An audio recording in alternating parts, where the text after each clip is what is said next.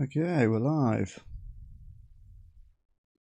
Well, somebody sent me the Shawn Baker debate, which I had meant to watch yesterday. Obviously, we watched Garth Davis debating Shawn Baker in the end. But we're going to watch the upRootNutrition / Nutrivore debate. Honestly, I'm not sure who is who in this situation. I found the guys on the upRootNutrition Discord server to be very helpful. So, yeah, my apologies for not quite knowing exactly who is in this debate, but we're very keen to keep on engaging with some of the carnivore brain rot ahead of my debate with the animal-based diets guy in about a week and a half. So we're going to check it out. Just doing a little bit of Fast Action Network. They've not got too much new for us here. Just the 3 points today. Let's have a look if we've got any juice on LinkedIn before I dive in. Had a lot of notifications this morning. I'm currently in a good comment battle with our friend Mr. Expert on this dairy post that I made the other day.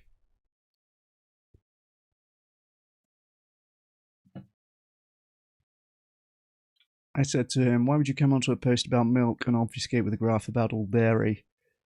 Have you just completely abandoned the claim that I'm talking about short-term fluctuations? And how old are you, and when do you think you'll grow out of calling yourself Mr. Expert?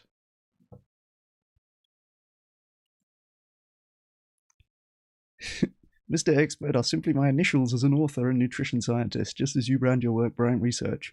Branding is an argument, but reading properly is a skill. At this stage, I strongly suspect this guy's ChatGPT in comments, just because there's a lot of the hallmarks. Let's see, in his latest comment here, we got a lot of the M dashes, always a good hallmark. And then we've got a few it's not X, it's Y as well. Not semantics, not branding, not staged concessions. So yes, we got a couple of concessions out of this guy.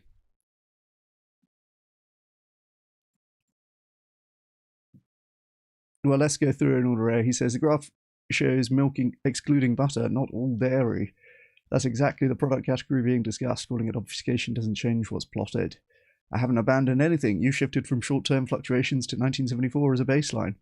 I haven't shifted at all. The original graph that I posted here is from 1974. I was never talking about short-term fluctuations. He brought up short-term fluctuations. Nothing to do with what I said.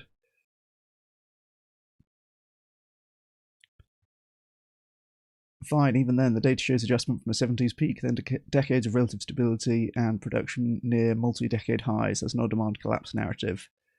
Mr. Expert, blah, blah, blah. More importantly, beyond wordplay, you still haven't countered the core point. If liquid drinking milk declines, but total production and milk equivalents consumed remain stable or rise, what exactly is achieved in terms of reducing animal suffering? So this is interesting because he's the first person to bring this up here. I haven't said anything about animal suffering in this thread. So he's leaping to some inferences about what points I'm trying to make with this post. If the stated goal is less animal agriculture, the relevant metric is total output and total demand, not one retail subcategory. Again, I have not said anything about this goal here. I'm talking about a legal case for Oatly not being able to say post-milk generation.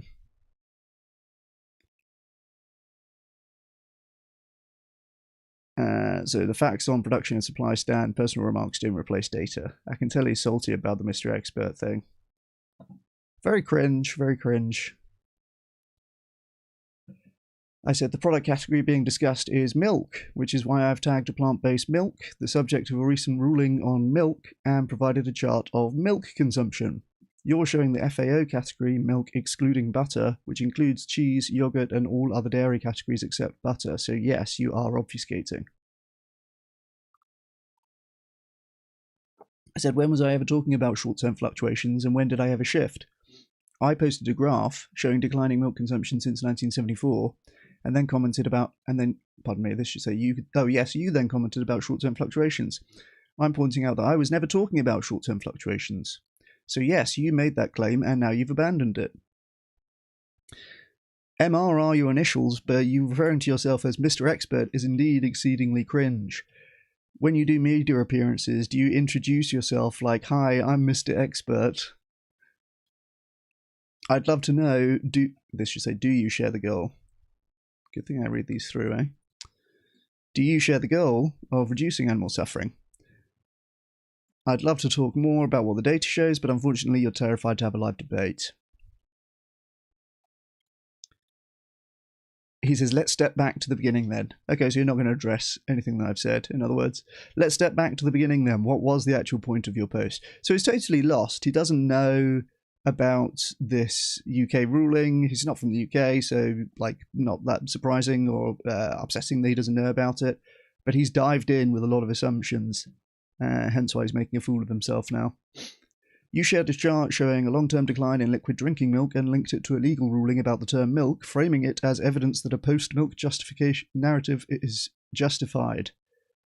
Yeah, so he's again, there's a lot of leaps in inference here about what I'm trying to say with this post. The post-milk generation thing is a specific copyright or trademark case that's been in the British courts. But as an animal rights activist, isn't your real objective a reduction in overall animal agriculture and thus animal numbers? If that's the benchmark, there's a lot of if. If that's the benchmark, then the relevant question isn't whether people drink fewer litres of liquid milk than in 1974. The relevant question is whether total milk production and total milk equivalents consumed are falling in a way that materially reduces animal use. He does seem to understand a lot about what we're driving at here. No answer to the question of whether he shares the goal of reducing animal suffering. So before we get lost in semantics about categories and branding, what outcome were you trying to demonstrate? A marketing trend, a cultural shift, or an actual measurable reduction in animal agriculture?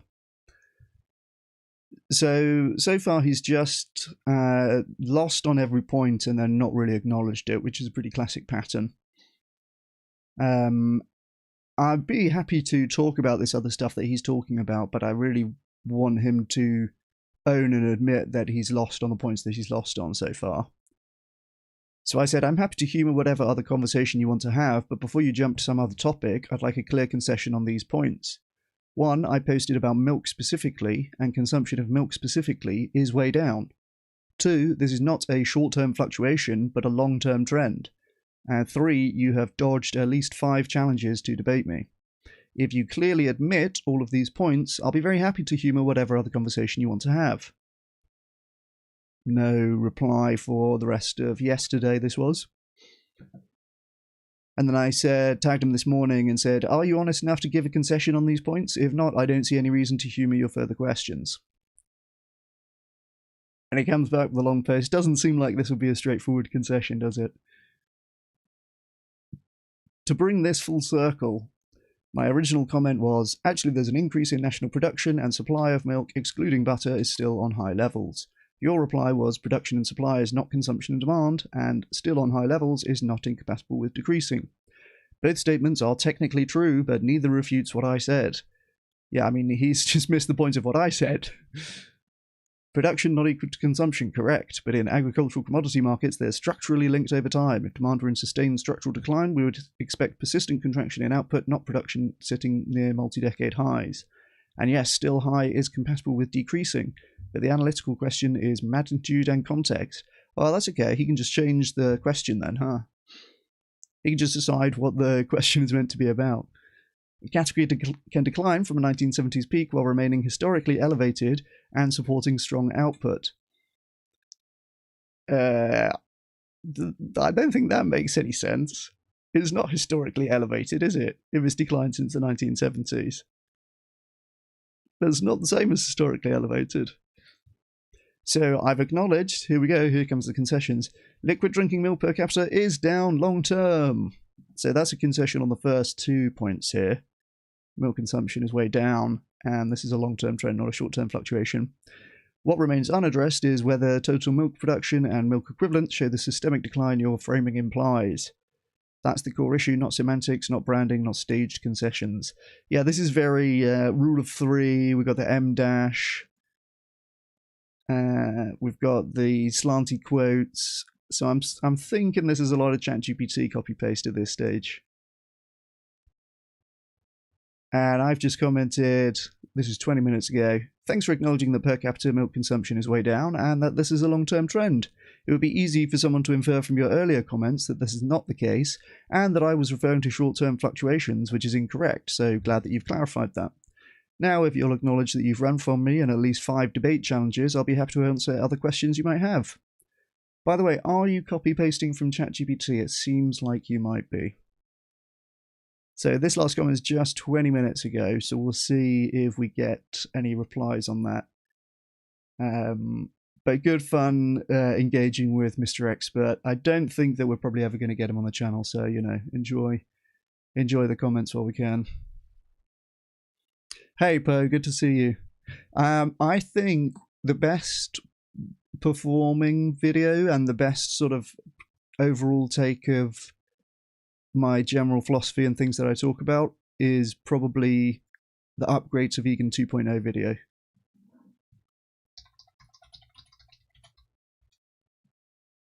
I think that this Too Many Vegans is the one that automatically plays when you open up my channel, but this is a good 15-minute video, and I think it makes the case pretty well for generally what I'm talking about. It's funny, it's got YouTube's like automatically detected chapter names in here. So we've got intro, then second chapter, maximize harm. Then vegan mindset, which is fine. Give more, share more, do more. This is the core of what we talk about here, and the conclusion. I'm gonna have to go in and edit this so I'm not chapter 2, maximize harm, but you know. Yeah, so this is the one I would recommend sharing. I'll pop the link to this in chat, and I really appreciate it, Poe. I really think that if we can get more people in the vegan 2.0 mindset, it's going to go a long way to reducing factory farming and reducing animal suffering. There's another one called Vegan 1.0 versus Vegan 2.0, which is also a pretty good overview of if you've been in everything we talk about. Oh, and this has got my new wall color in the background as well. But yeah, I think upgrade to Vegan 2.0 is the best overview so far of everything that we've discussed. So yeah, I really appreciate you sharing that. Hey, Lord to Gamer in Twitch chat. Having a lagging network right now. We'll love to join the next stream of friends. Oh, nice. Well, I appreciate that. Yeah, feel free to share it around. That's my one Twitch viewer for today's stream, I guess. We always get one over there. It's nice to have that active. Literally never seen the Twitch stream on 2, and never seen it on 0 either. So we're pretty consistent on the 1, on the 1 Twitch viewer. But we got a good number of you in YouTube now. Wow, up to 10 people in YouTube chat. Well, hit like on the stream, guys.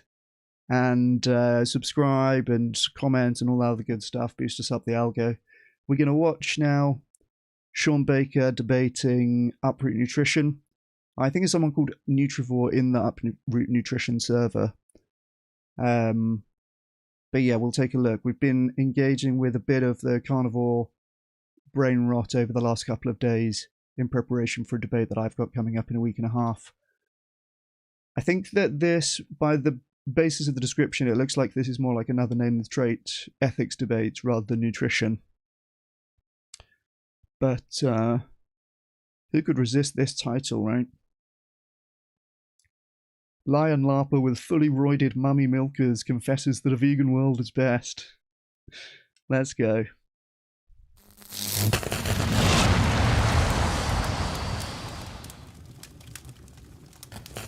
All right, guys. Well, welcome. We have a discussion / debate. We've got and correct me if I pronounce this wrong. I think that's how you say it. But if I said it wrong, okay, good. I got it right.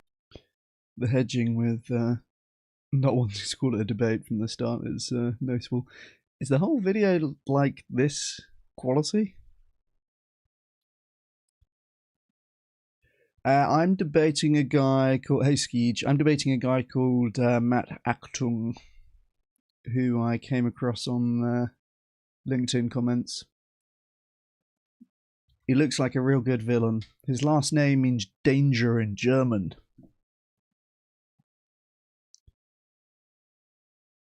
It looks like he's going to be a pretty good villain, honestly. Hate seed oil and love raw milk, will get along great. Got the steak emoji and the LinkedIn name here. I will persist until I succeed. Might be a long debate.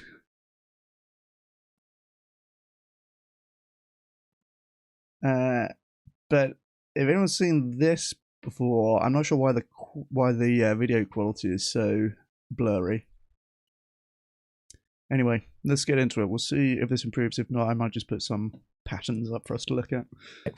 If you guys just take a minute or two just to introduce yourselves, maybe start with and then we'll just get going. Yeah, I've been a passionate vegan for. There's got to be a version of this without the without the sound effects. Is there a better version of this anywhere? With the good video and without the sound effects. Shawn Baker, upRootNutrition.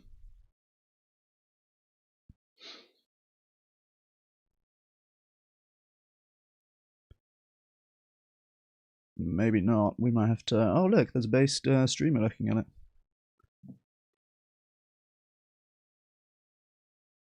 I see. Okay. It's the DMCA thing, is it? Do we have the horns all throughout though? Because that is going to get grating. 10 years, and I commonly try to advocate for a vegan lifestyle because I believe that it is an ethical lifestyle, the ethical lifestyle.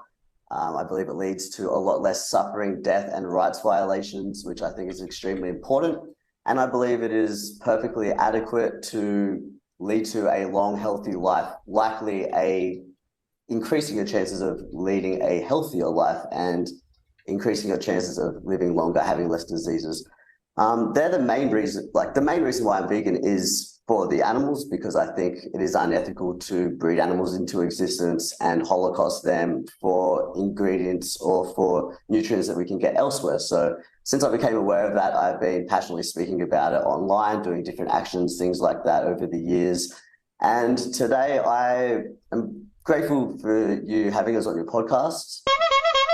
I'll be totally honest with you and say that what I've seen of yours online, it's confusing to me, and I'm very open to hearing you out today and hearing why we have such a differing of opinion about what is ethical and, you know, the correct diet to advocate for. Because yours is the total opposite of mine, and there's obviously a massive disagreement there. So I would also say, to be honest with you, just to put it out on the table and why I kind of singled you out, you know, when I was trying to get a debate happening, is because I struggle to understand where you're coming from, man, in the way that it just really seems like there's so much evidence, overwhelming evidence pointing against what you're saying, that we should eat a carnivore lifestyle. And it just leads me to believe that perhaps you're being dishonest with people, and you are, you know, that's why I singled you out more. Like, some people believe meat is healthy, whatever, and they promote the diet. Okay, but the way that you've gone about it just doesn't feel honest to me. And the way that you're telling people these things that just seem against, you know, against what I believe and what I think appears clear. So thank you, Per. I appreciate that. That's banging. Yeah, good question, Jason. I think so. The 3 things in Vegan 2.0 are give more, share more, and do more. And the elevator pitch is really that Vegan 1.0 is about reducing the amount of animal exploitation that you're directly causing. And if you're the perfect vegan 1.0, that is getting to zero. Vegan 2.0 is about preventing animal exploitation. And if you're the perfect vegan 2.0, you end animal farming. Right, so the amounts that you can personally do by not supporting the animal industries is capped at whatever support you were previously giving. So it's just getting to zero, Vegan 1.0. Vegan 2.0 is going much, much further and giving more, sharing more, and doing more to actually prevent animal exploitation beyond the animal products that you would be buying if you weren't vegan. So giving to animal charity evaluators, charities primarily, sharing pro-animal content on social media and with people in your life, and doing organized activism where some professionals have set the parameters and the targets that we're going to talk to and so on. Hey, Tones, good to see you.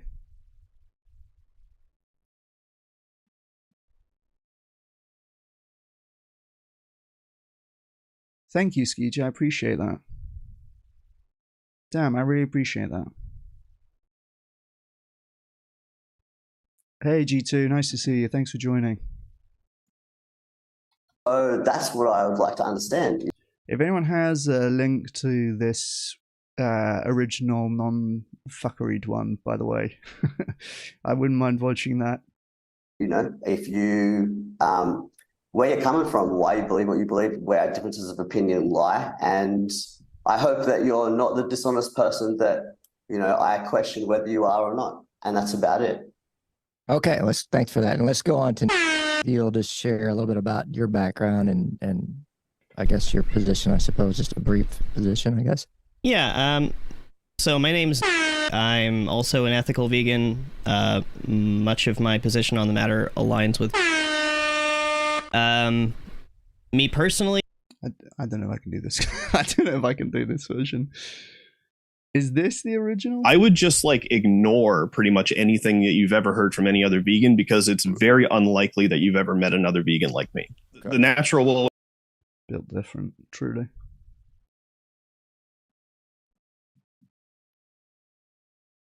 Is this? I hate to give Shawn Baker the view rather than the vegan guys. From the outline, it looks like this might indeed be the original version. I think this might be more watchable. Is this the same convo? Does anyone know? Guys, welcome. We have a discussion / debate. We've got. Yes, there's the discussion / debate edging from the start. Okay, well we're gonna watch this version. Sorry to rob you of the view, upRootNutrition, and even more sorry to give it to this guy. You know what? You can have the like. I can't do it with the blur and with the sound effects. Got James, Aspey, and Nick, and correct me if I pronounce this wrong. Hebert, I think that's how you say it, but if I said it wrong, okay, good, I got it. If you guys just take a minute or two just to introduce yourselves, maybe start with James and then Nick, and then we'll just get going. Yeah, I'm James. I've been a passionate vegan for 10 years, and I commonly try to advocate for a vegan lifestyle because I believe that it is an ethical lifestyle, the ethical lifestyle. I believe it leads to a lot less suffering, death, and rights violations, which I think is extremely important. And I believe it is perfectly adequate to lead to a long, healthy life, likely increasing your chances of leading a healthier life and increasing your chances of living longer, having less diseases. We're missing out on this Giga Chad jawline from James Aspey in the blurred version. So this was worth it already. They're the main reason, the main reason why I'm vegan is for the animals, because I think it is unethical to breed animals into existence and holocaust them for ingredients or for nutrients that we can get elsewhere. So since I became aware of that, I've been passionately speaking about it online, doing different actions, things like that over the years. And today I am grateful for you having us on your podcast, Shawn. I'll be totally honest with you and say that what I've seen of yours online, it's confusing to me. And I'm very open to hearing you out today and hearing why we have such a differing of opinion about what is ethical and the correct diet to advocate for. Because yours is the total opposite of mine. And there's obviously a massive disagreement there. So I would also say, to be honest with you, just to put it out on the table, and why I singled you out when I was trying to get a debate happening is because I struggle to understand where you're coming from, man, in the way that it just really seems like there's so much evidence, overwhelming evidence pointing against what you're saying, that we should eat a carnivore lifestyle. And it just leads me to believe that perhaps you're being dishonest with people, and that's why I singled you out more. Like, some people believe meat is healthy, whatever, and they promote the diet. Okay, but the way that you've gone about it just doesn't feel honest to me. And the way that you're telling people these things that just seem against what I believe and what I think appears clear.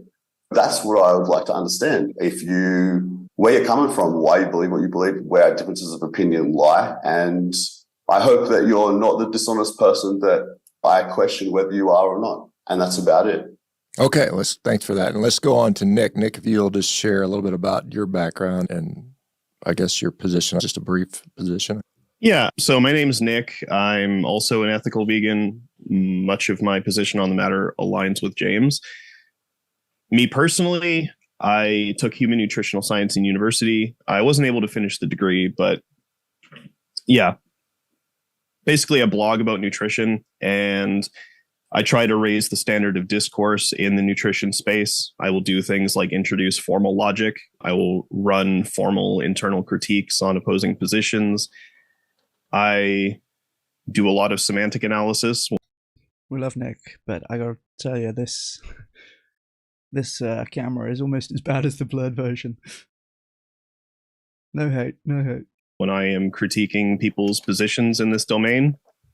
So yeah, my goal here is to just, in general, raise the standard of discourse in the space, because honestly, the meta is pretty trash and the standard of discourse is pretty trash.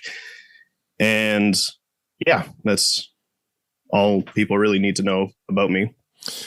All right. I guess from my position, I'm obviously, my background is in orthopedic surgery. I'm not a nutritionist by training.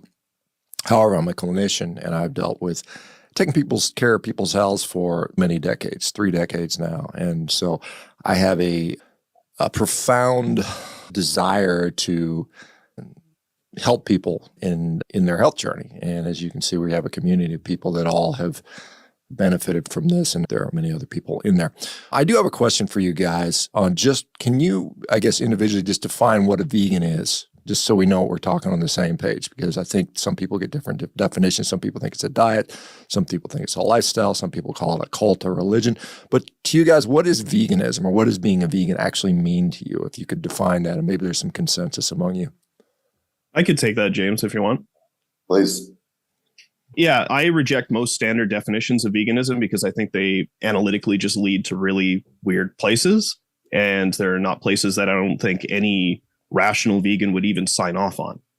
For example, if you look at the Vegan Society's definition Oh, the camera improved somewhat. That's good. of veganism, it says that basically the idea Yeah, the seed oil background.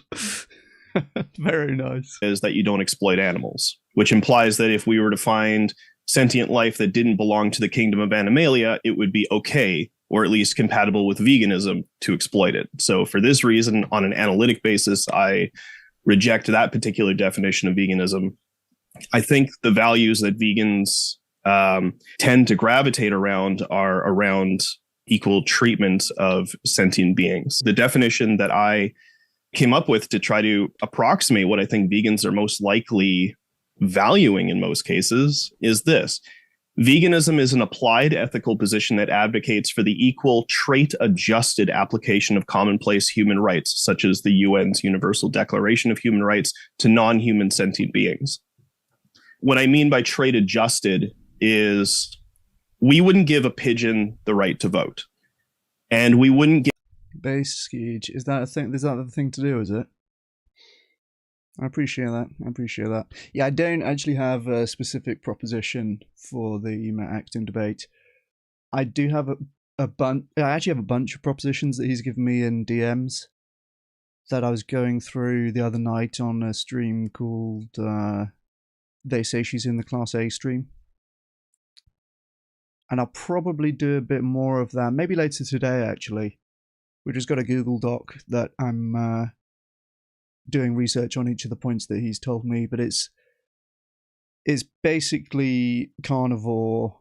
He doesn't say carnivore, he says animal-based diet, but he says an animal-based diet is optimal for human flourishing. That's the central thing.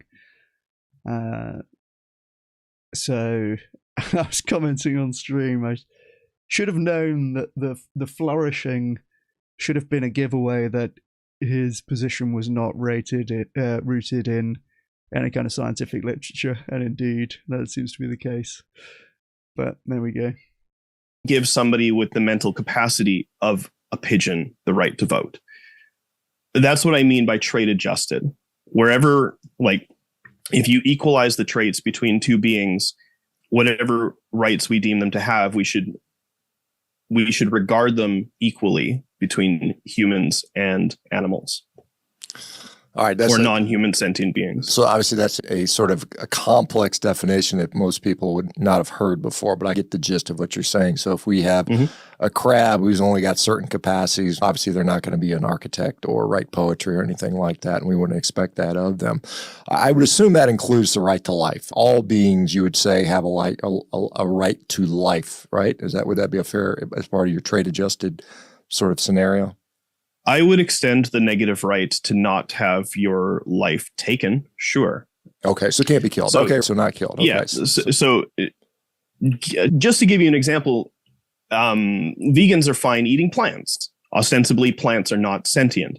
We're also fine taking people off of life support when they're brain dead, because ostensibly they're not sentient either. Right. So we already do this in a lot of cases.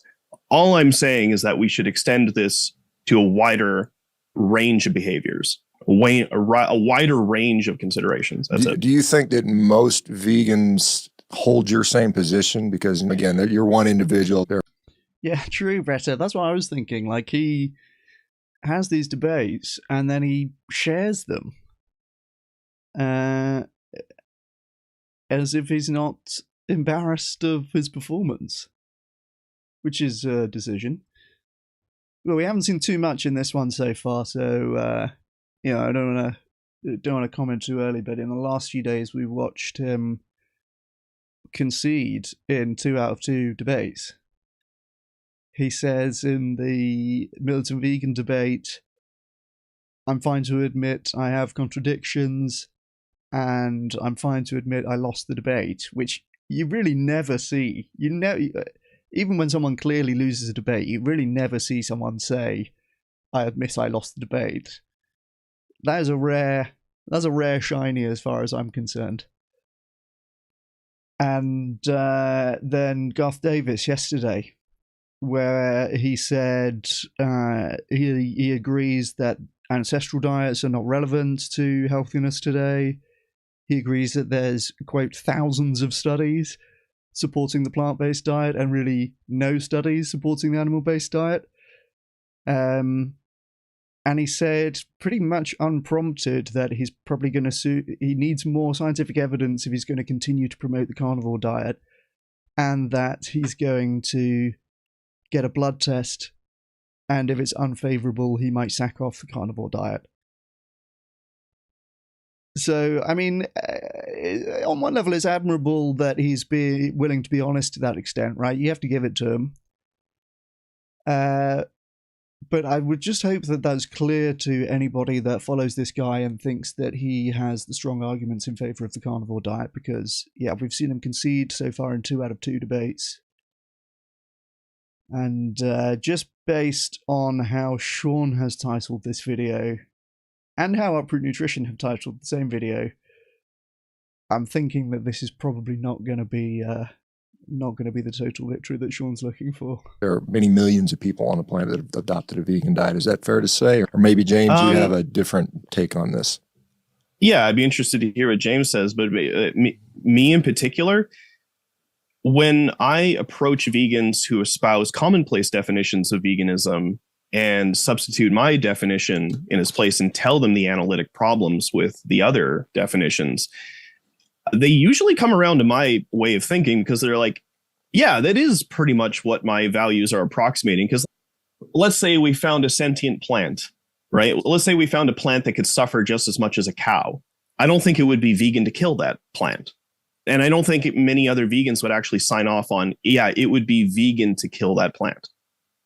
So even though it's a plant and not an animal, I don't think it's compatible with veganism to kill it. So it seems prudent to me to come up with a definition that actually captures vegan values accurately, which is... Yeah, I think that sentience being the key thing is absolutely right. If you have a sentient plant, we don't want to be fucking with that sentient plant. And so too, on the other side, if you have non-sentient animals, then presumably there's no problem with killing them if they're not sentient. Anybody here woke on bivalves? What do we think about the bivalve vegans? Mussels and oysters and these things which are technically animals but don't have a brain or a nervous system. Who's woke on bivalves, huh? I don't think most commonplace definitions actually do. Yeah, because there is evidence that plants have some level of perception of something. They communicate chemically. When a caterpillar is chewing on leaves, it sends signals. Other plants know it. It potentially is bothersome to them. To me, I don't really care. I think it's a silly argument. I don't care if I step on plants and kill plants. It doesn't bother. Perception is an interesting word for this. Being able to sense things is not the same as perception. I feel like perception implies a subjective experience, right? Which I don't think is the case for plants. Bother me in the least bit. But if you extended that argument to what is sentience, and again, that becomes a sort of an interesting definition. But I just want to hear James's thought on what does it mean to you to be a vegan, just out of curiosity. Sure. When I first went vegan, it was just a general feeling after seeing slaughter footage for one of the first times and learning that we can thrive without eating animal products. So when I saw it, I felt this is wrong. And then I learned veganism is basically the practical path to living in alignment with your belief that the violation of these beings' rights is immoral. But the actual definition of veganism that people use commonly, I agree, has flaws. And I agree with that now based on people like Nick, who have a better background in logic than perhaps the people who first coined the word vegan and created a definition with it. So these days, I would agree with something like what Nick just said, which is that animal rights are a logical extension of human rights because they are similar beings. They are so similar to us that they deserve similar treatment. And for them, they have interests that are similar to what we have, the interest in not being slaughtered, for example. So to protect their interests, we give them rights. We give them those rights by law, for example. That's what a right is, a protection of interests by law. And I think that is just a logical thing for us to do to other sentient beings. So my definition of veganism is basically about rights allocation more widespread to other species, and in line with how sentient they are determines what rights they get. Okay, so there is some level of, I guess you'd call it speciesism, because I mean there is some level of, this is a snail, he only gets this amount of rights. This is a hamster, he gets more rights. This is a gorilla, he gets more rights. This is a human. Is that a fair assessment? No, that we are I wouldn't call that speciesism, because Okay. the thing that's determining the differential treatment is not indexed to species classification. It's indexed to Sentientism, maybe sentientism. Would that be more? If you want to call it sentientism, that's fine with me, because I don't think Okay. it's immoral to damage things or frustrate things that are not sentient. I don't even know what it would mean for that to be immoral. Let me, obviously, and we can run all these hypotheticals, but if I'm driving down the road and there's a kid in the road on one side and there's a rabbit on the road on the other side, I'm going to run over the rabbit every single time, 100% Me of the too. time. So we make distinctions between animals and humans.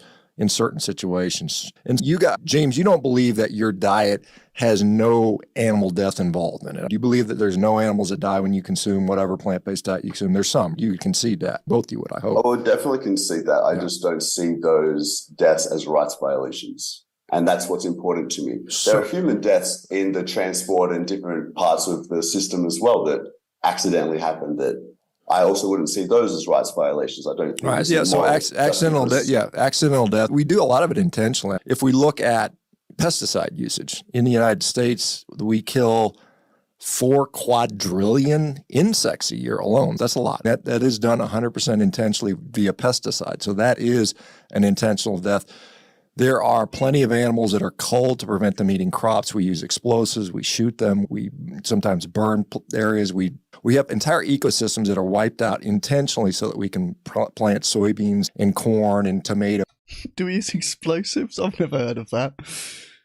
We're bombing animals that might eat crops? It's possible. I've never heard of that. That sounds wild. And strawberries and all that stuff. And I know you guys say there's grains that are fed to cattle, which is true.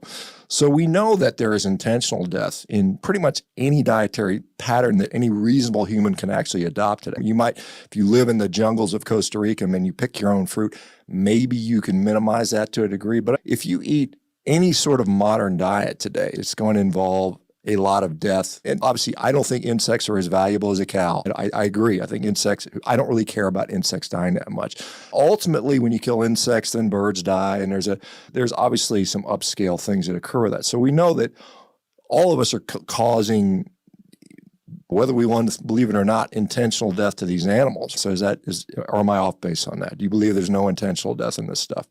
Oh, I believe there's plenty of intentional death. Okay. I think most of the deaths in agriculture are intentional, but I also think those intentional deaths with respect to plant agriculture are compatible with veganism.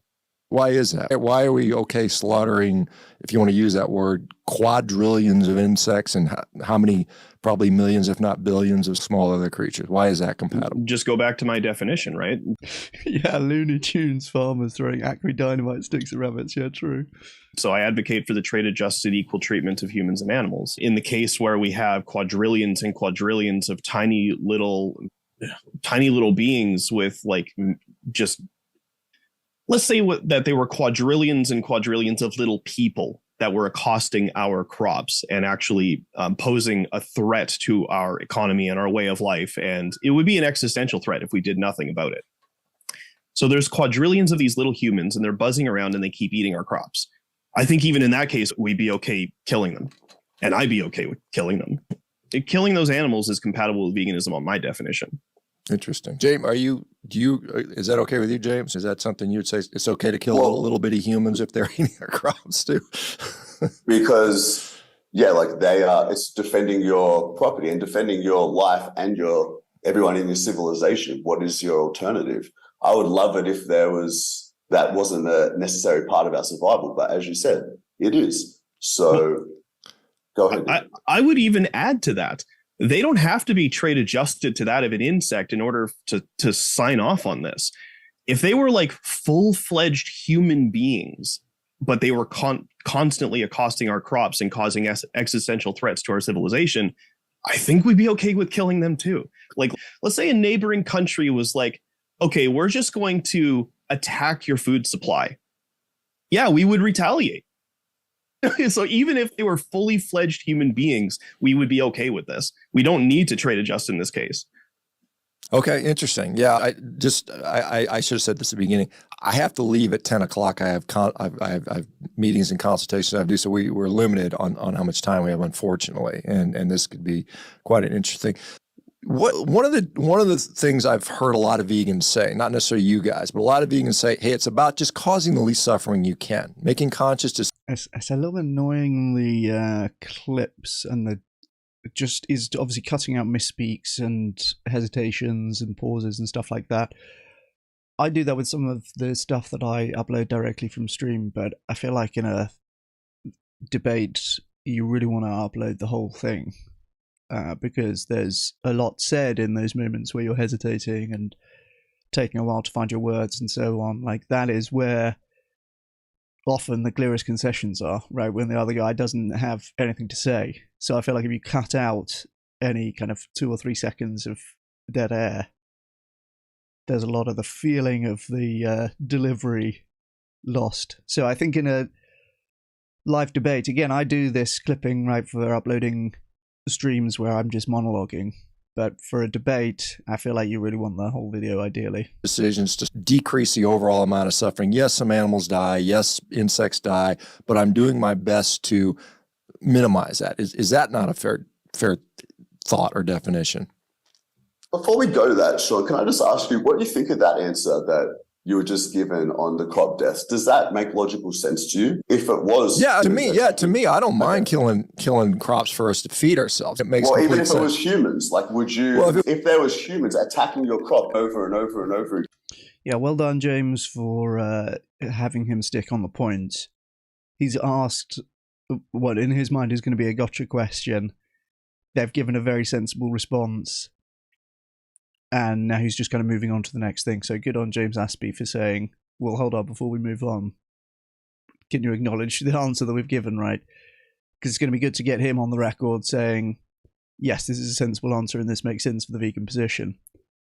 I'm sure he's going to go on to bring this question up again too in other vegan conversations, as he has in the future.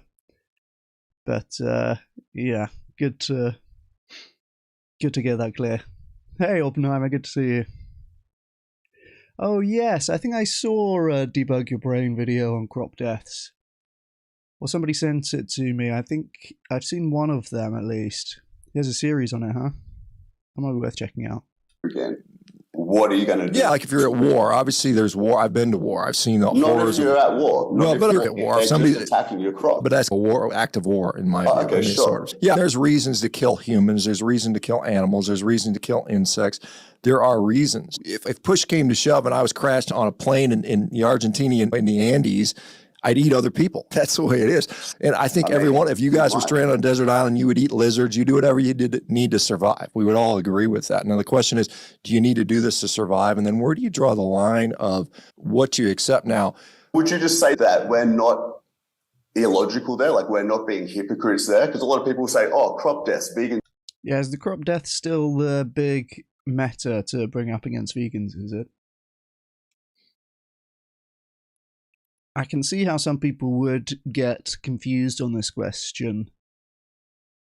But yeah, but perhaps we'll watch out that Debug Your Brain video later. Vegans are hypocrites. Would you agree that we have a consistent position there?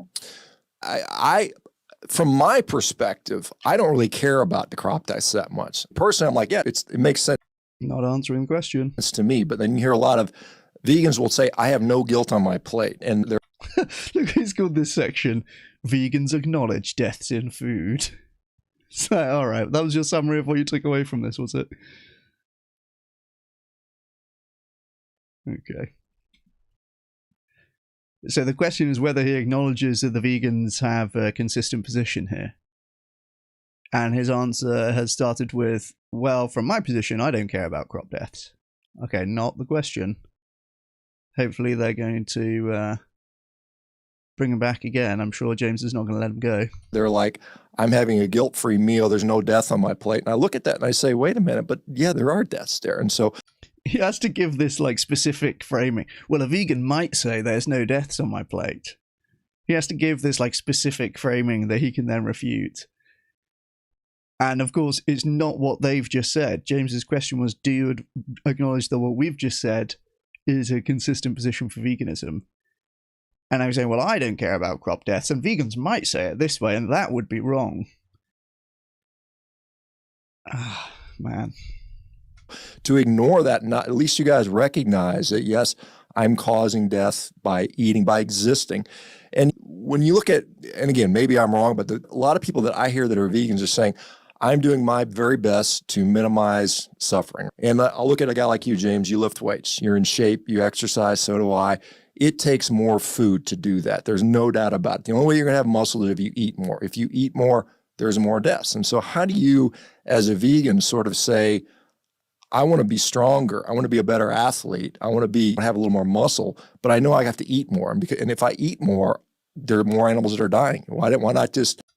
It's like the difference between the trolley problem and organ donor thought experiments. In the trolley problem, it would be good if the person wasn't present, but bad if they weren't for the organ one. Basically, opportunistic harm is worse than eliminative harm. Okay. Nice. We'll check out that video later on, hey, because it seems like this is going to be... The crop deaths is going to be a decent chunk of this debate. Wait, what's the argument for that? What's the argument for that? What's the argument that there are more animals? If you eat more, and I'll look at a guy like you, James, you lift weights, you're in shape, you exercise, so do I. It takes more food to do that. There's no doubt about it. The only way you're going to have muscle is if you eat more. If you eat more, there's more deaths. And so how do you, as a vegan, sort of say, I want to be stronger, I want to be a better athlete, I want to have a little more muscle, but I know I have to eat more. And if I eat more, there are more animals that are dying. Why not just... Wait, what's the argument for that? What's the argument for that? What's the argument that there are more animals because you're eating more food. Because you're eating more food production. Yeah, but the counterfact. Yes, this is another good point with respect to crop deaths. Or actually, the danger with this approach is I feel like it applies potentially to hunting as well. Someone can correct me if I'm wrong on this, or maybe Nick's about to say something different than I'm expecting, but yeah, I think the argument here is, like, say that there is some amount of crop deaths and you're killing some number of insects or rodents or whatever it may be. You don't actually know that that is going to increase the number of animal deaths. Because those animals, if they're not killed in the crop death scenario, are otherwise out there potentially killing other animals, or breeding more animals into existence, which are then going to die. And I think this is then the direction that this goes, based on the title that Shawn's put here, about wanting wildlife not to exist. So, we'll see. Actual is that we don't have crops, so there's animals dying on wild land too. So what's the argument that the total amount of deaths is going up by eating more food? If you look at the way food is raised, if you go to a natural landscape, there's birds, there's bees, there's butterflies. And there's tons of death. There's tons of death. But when you go to a monocrop, which most of our food is produced in, it is complete and utter destruction. It is absolutely desolation. There's nothing that lives outside of that monocrop. So the number of deaths is, by almost without argument, is going to be greater.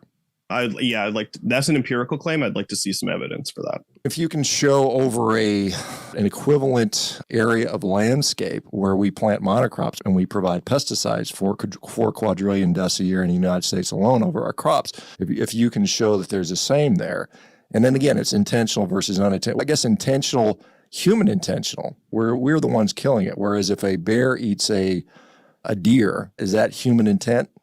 So all we need to do here is just demonstrate that there's more animal death on cropland as opposed to wildland that those crops would be occupying. And then the argument goes through. But without those empirics, I just see no reason to accept that. So what about the empirics of there are more deaths in a wild versus an animal agricultural system? In the United States, 30 million head of cattle are slaughtered every year. I'd say there are way more wild animal deaths across all species in that alone. Well, but why is that relevant? That's not the same as in the case of the crops versus the wildland, right? Mm-hmm. If you eat cow, it's the same argument, right? And I advocate for displacing the wild world into non-existence, right? Like I think the natural world is actually morally problematic, and I advocate for its non-existence. So go. I'm sorry. Can you expand upon that? What does that mean? You advocate for getting rid of the natural world, and we live in a. Oh, absolutely. Okay. Yeah. The natural world is filled with death and destruction, things I find morally problematic. So why wouldn't I? What would you replace that with? Human infrastructure. Human infrastructure, and you're saying we would do a better job as humans. Yeah, I would even go so far as I think the end goal should be to ditch this ball because it's a liability in and of itself. But a lot of people might find that problematic. It's fine. People are free to think that I have a weird position here. That doesn't really concern me, though. Okay. All right. Interesting. Let me. Just on that, Shawn. Yeah. Did you want to say something, Nick? Oh, no, I'm good. Just on that, Shawn, like, do you see where he's coming from there? I haven't given this. I can see his argument. I would disagree with that pretty. I don't think disagree that if you make human infrastructure over where there is usually a huge amount of suffering and death and rights violations, most likely this year. So I guess if we're calling a right. Yeah, I'm kind of inclined to agree with you, Oppenheimer. I can kind of go down that road from a total suffering reduction perspective, but I would really try to resist getting dragged there from dropping 9001 vegan takes in front of a carnivore audience. Extremely difficult optics. Yeah, I would try to avoid getting dragged down that line. Basically, as you said, for the optics. They ain't ready for this. They ain't ready for this. Yeah. It's a little too far along, I think. I mean, yeah, again, I can see the argument for it. I've thought about this before a little bit. But I don't think that you're going to lose most normies, basically, aren't you? You're certainly going to lose most carnivores. Rights violation, a lion eating a zebra. Would that fall into your definition of a rights violation? On my definition, yeah. Okay, interesting. Obviously, that is a Would you disagree? I would disagree. But what do you think the animal being eaten would think? It would suck. I wouldn't like to be eaten. Do they feel like their rights are being violated? Yes, I think they're being murdered. They're being killed. Well, not murdered. They're being killed. Right. Yeah, the animal, it doesn't. But what about the animal that starves to death? What about the animal that needs to eat? A little Freudian slip from Shawn there. Not murdered. We have to say that's humans only, not murdered. Should we violate their rights so they don't get to eat and they die anyway? Is that any better? For some animals, yeah, absolutely. But I also think that like animal procreation is problematic. Non-human animal procreation is problematic. Oh, really, Oppenheimer? That's interesting. Hey, maybe it works for some people then. Hey, it's just like an eye-catching or ear-catching argument that makes you want to look into the whole thing more closely. Yeah, maybe it works for some people. I don't even advocate for most animals to exist to begin with. Okay, interesting. Like I was going to say this earlier, you keep on referencing things that you've heard other vegans say.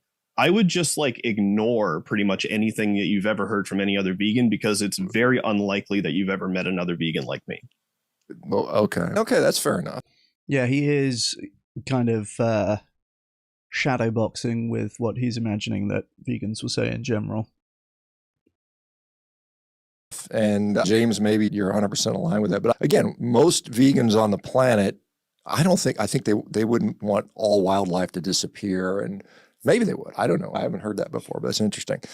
Let me ask you, because I'm thinking about this conventional definition. James, would it make sense to you to say that?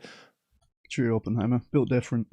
Definition. James, would it make sense to you to say that less suffering is better? If we could do something that would lead to less suffering, would that be better? It would depend on what it was. It would depend on what it was. Okay. If less suffering. If it's an all else equal scenario, of course, less suffering is better. Okay. So let's just say, for instance, let's just specifically talk about animal agriculture. You guys find it abhorrent. I find it, I think it's necessary. But let's just say that. Well, that's an interesting claim. What's it necessary for? That's, I'm not sure if he meant to say that. It was, hopefully these guys are going to pin him down on that. Why is it necessary?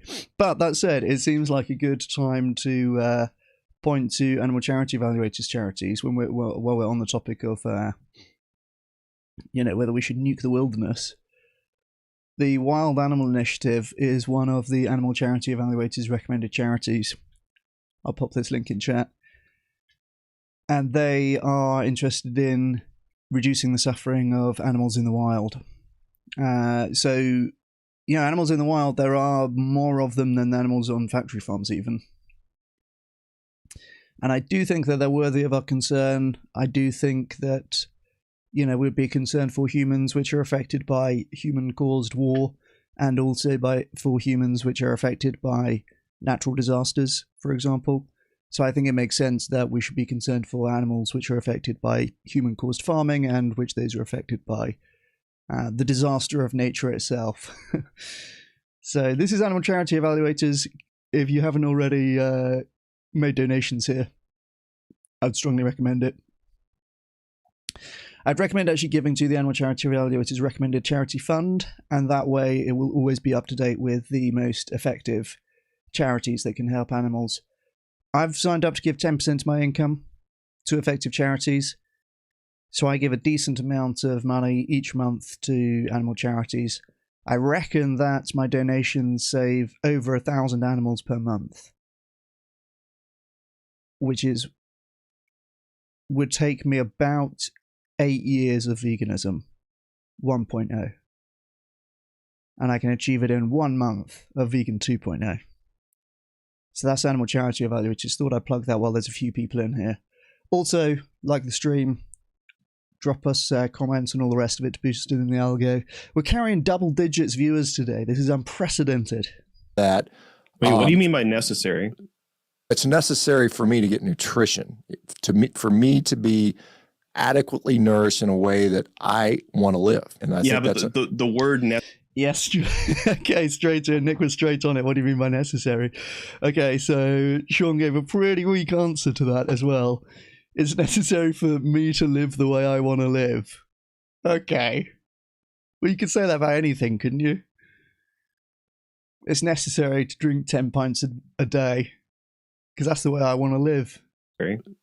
It's necessary for me to get nutrition. Nope. No, it isn't. He says this and then realizes straight away, no, that's not wrong. I have to say something else here. It's not necessary. It's not necessary for me to get nutrition. Ah, got it. For me to be adequately nourished in a way that I want to live. And I think it's necessary for me to be adequately nourished in the way that I want to live. Well, that's not what necessary means, is it? That just means I want it. Yeah, but the word necessary, I don't know what it's doing there, because clearly there are alternatives, right? One way or the other, I got to eat the animal. So if we want to raise them domestically, or if I want to hunt them in the wild. True, Skeej. You're suggesting it's not necessary to drink 10 pints a day? Yeah, I would never suggest that. I would never suggest. True. Destroyed. Wild. Phrases like gotta, necessary, I don't know what work these are doing in the proposition that you just said. For me to be in a position that I want to be in. Again, it's obviously dependent on me, but let me just make the point I was going to make.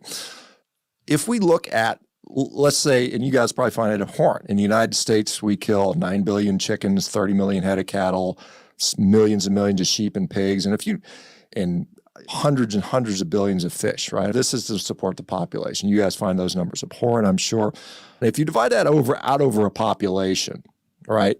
The average American eats something like 27 chickens and like 150 fish, and if we count like shellfish and things like that, and about not even a tenth of a cow, because a cow produces about 500 pounds of meat. The average American eats about 50 pounds. So in total, the statistics on this show the average American eats something around 200 animals a year. That's what the average American eats. I eat a carnivore diet. Probably 99% of my calories come from beef. I end up eating about 2 animals a year, right? So am I actually better than the average omnivore because I only cause the direct death of 2 animals versus the 175, 200 that the average person? Is that a fair assessment, or would you say that's wrong as well? I don't even think it's empirically accurate that you only kill 2 animals.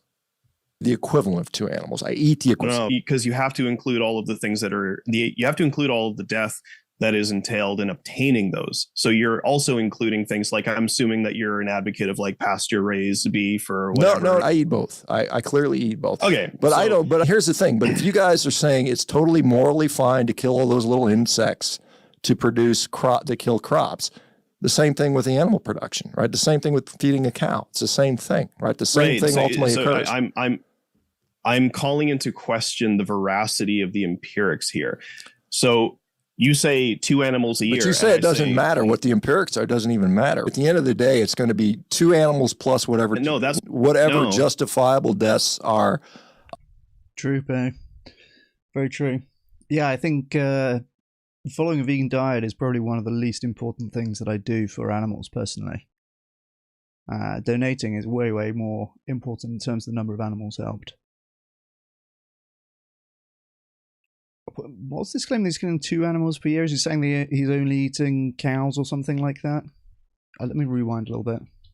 2 animals. I eat 200 that the average person. So am I actually better than the average omnivore because I only cause the direct death of 2 animals versus the 100 that, and if we count like shellfish and things like that, and about not even a tenth of a cow, because a cow produces about 500 pounds of meat. The average American eats about 50 pounds. So in total, the statistics on this show the average American eats something around 200 animals a year. That's what the average American eats. I eat a carnivore diet. Probably 99% of my calories come from beef. I end up eating about 2 animals a year, right? That is wild from a health perspective. This guy's going to have a fucking heart attack, isn't he? 99% of your calories from beef, imagine. That said, yes, I do think that is less bad than the average diet of factory farm chicken and farmed fish and so on. This is the small body problem, which I've spoken about before on the channel. Here it is, the research article on Brand Research. This is the number of animals killed per ton of product.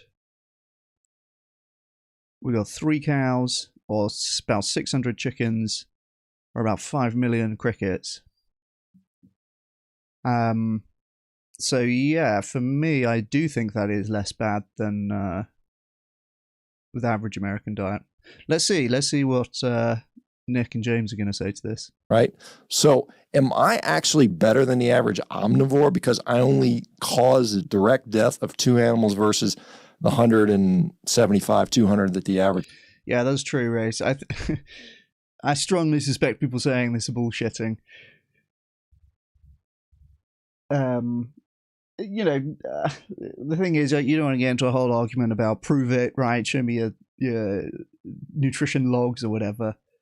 So you have to kind of, on some level, assume that people are not just bullshitting. But yeah, I mean, I always want to say that to these people who are, your Joe Rogans or whatever, who are, well, I eat wild hunted elk or something. You go, oh really? Do you never go to McDonald's or just eat like factory farm chicken? Well, no, I do that as well. I think it's going to be the honest answer for most people going down this line, right? So you can point to examples of animal products which are less harmful than other animal products and say, well, I eat this. But unless that's all you're eating, you're going to have some problems. 99% of his calories from beef. I mentioned this guy's teeth the other day, which again, it feels a little bit mean-spirited, but I'm British, so I can say it. I was looking afterwards, and losing your teeth is a symptom of scurvy. So if you don't have any vitamin C for a few weeks, like these symptoms can come on pretty quickly and get worse. It affects your gums, you get sort of swollen, puffy gums, and eventually if you're not having vitamin C, which is going to be one of the first things that is going to affect you on a carnivore diet, your teeth are going to fall out. The direct death of 2 animals. It looks like he's lost teeth. He looks like he's missing versus the 175, 200 that the average person. Is that a fair assessment, or would you say that's wrong as well? I don't even think it's empirically accurate that you only kill 2 animals. The equivalent of 2 animals. I eat the equivalent. No, because you have to include all of the things that are you have to include all of the death that is entailed in obtaining those. So you're also including things like, I'm assuming that you're an advocate of like pasture raised beef or whatever. No, I eat both. I clearly eat both. Okay. But I don't, but here's the thing. But if you guys are saying it's totally morally fine to kill all those little insects to produce to kill crops, the same thing with the animal production, right? The same thing with feeding a cow. It's the same thing, right? The same thing ultimately occurs. I'm calling into question the veracity of the empirics here. So you say 2 animals a year. But you say it doesn't matter what the empirics are. It doesn't even matter. At the end of the day, it's going to be 2 animals plus whatever. No, that's whatever justifiable deaths are allowed because they're little tiny humans or little tiny eat. I'm really curious to see where Nick goes with this, because it seems to me that it would be totally plausible that you're only responsible for 2 animals a year. Yeah, I mean, okay. I think if he's going down the road of different cuts of meat, right?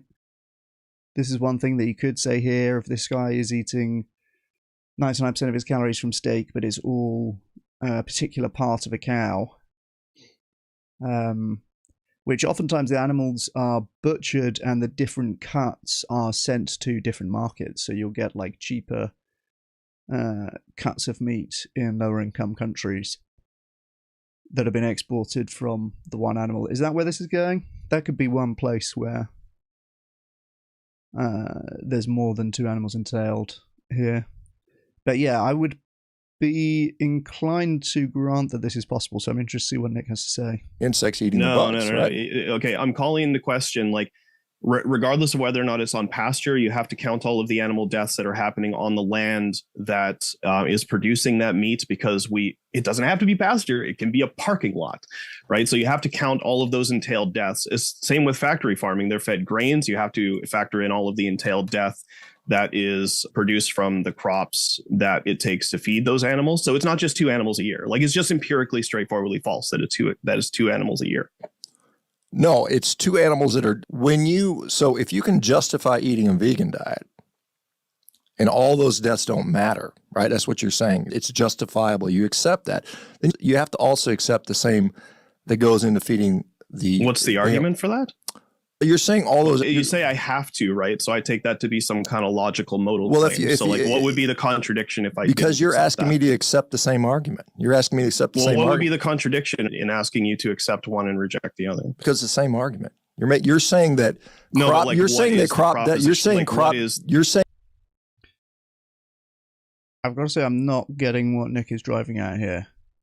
If the crop deaths are permissible in the vegan case, it seems like you can't say they're not permissible in the animal feed case. Right? Am I missing something there? Saying crop deaths are meaningless, they don't mean anything. It's completely justifiable because I said they're not rights violations. Okay, well, the same thing. They're not rights violations. So, like, if your plant agriculture is supporting an animal holocaust, I would consider those to be rights violations, because that need not happen, right? If your, say, pesticide use or whatever, if your crop production is to support the production of, like, corn, which I take not to be sentient, that is an entirely different thing. So it's okay if you eat the corn, but if the animal eats the corn, it's a problem. Is that what you're saying? If you're, like, raising them to, like, hang them up by their legs and slit their throats and eat their meat, yeah, sure.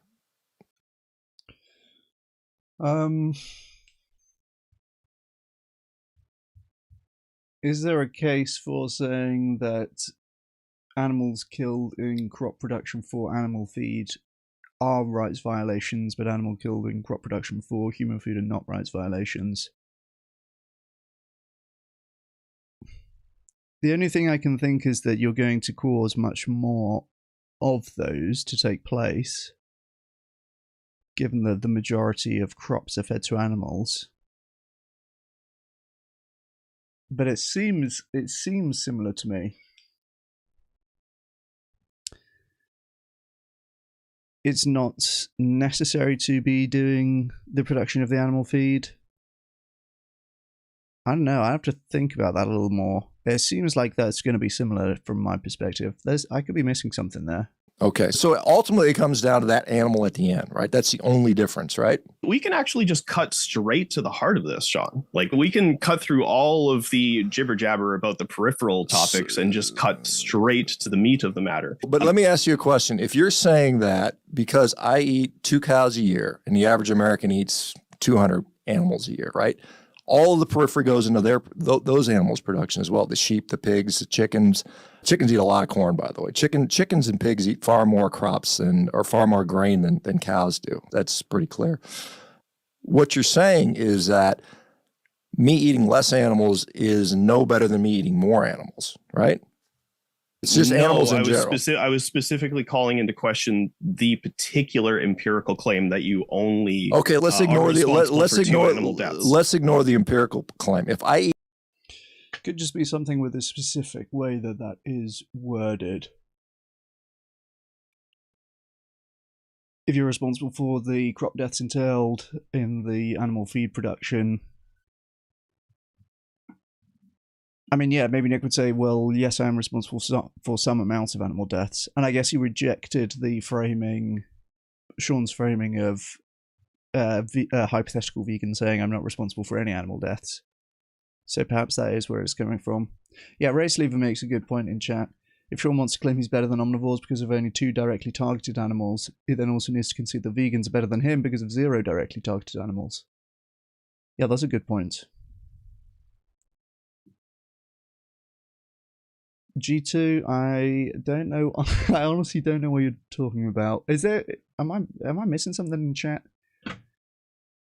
Pinata? Is this someone that I've blocked and I can't see their messages or something like that? I don't know what's going on with that one. Can feel the NTT about to be dropped. All right, we'll see. We'll see where this is going. eat less animals, is it better? Are you than retracting the empirical claim? Just to be clear. No, I'm not. But what I'm saying is, let's. Well, then I'm going to call it into question again. Okay, well, fine. Call it in question, and you can disagree. But if I say I'm only eating the equivalent of 2 animals a year, is that better than someone that eats 300 animals a year? Is it? Yeah, clearly, it is. I think yeah. Okay, yes. He says yes. Okay, it is. So I am. As a carnivore, perhaps more. I'm perhaps more. One second. Okay. I just want to clear this up. Okay. Eating 2 animals a year or responsible for 2 animal deaths a year, because both of those things are compatible with the same number of animals dying. Eating 2 animals a year or being responsible for the death of 2 animals per year. I don't see what the difference is. If you're eating them, obviously they're dead. Somebody is eating 100 animals. Say somebody is eating 98 animals a year, and it takes 2 animals to get those 98. And you have somebody who's eating 2 animals a year, but it takes 98 animals to get those 2 animals. Both are responsible for the same amount of animal death, but they're eating 2 different proportions of animals. So it's like, which one are you claiming? That you're only eating 2 a year, or that I'm eating the equivalent of 2 animals per year, right? Because but that's compatible with that entailing more animal death. From where? From crops you're talking about? It's just compatible with you. It's compatible with there being more animal death. I'm not the only guy eating stuff. To acquire those. I'm not the only guy eating stuff, right? So so it gets divided up. You don't just kill an animal. You don't just kill one elephant and then one person eats it. The issue maybe here 100 is that people eat it. If the proposition is that you're responsible for less animal death, that's just not evidence for the claim. True, Oppenheimer. Yeah, no bannerinos.